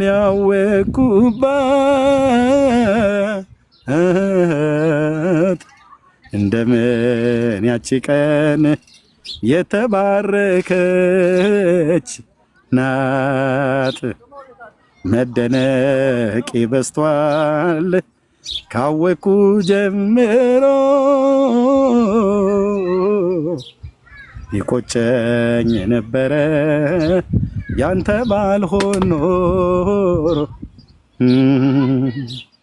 ፍቅር ነግቶኛል። ምንድን ነው እሱ? 3 ደቂቃ ቀረን ያልከው ሰጣኝ። አይዞህ ኦኬ፣ ችግር የለውም። ኦኬ ጨርሻለሁ። እኔም ነገሩ ቻርጀር እያለቀ ነው። ሚዩት ነህ። እምቢ አለህ? እምቢ አለ። እሺ በቃ ሊዘጋበት ነው። ታብና ኮፒ ሊንክ ሼር ስላላረጋችሁት ኤርሚዬ ቴንኪው። በሌላ ቀን እንገናኛለን። ታብና ኮፒ ሊንክ ሼር ያደርጉልሃል ሲመጡ። አየህ እምቢ አለው ማለት ነው። አይሰማንም። ለአንተ ያንተ አይሰማንም፣ የኛ የሚሰማው። ተባረኩ ወንድሜ፣ ጸጋ ይብዛልህ። ምንድነው መልሼ ልክፈት? አይ ነው እኔ ቻርጅ ጨርሻለሁ። 7% ነው ያለው። ቻርጅ አላስኩም። መኪና ውስጥ በኋላ ስገባ ነው የማደርገው። ተባረኩ። ጸጋ ይብዛላችሁ። ቴንኪ ወገኖች። ኤርሚዬ በርታ። በውስጥ እንደዋወል። ስልኬ ስላለህ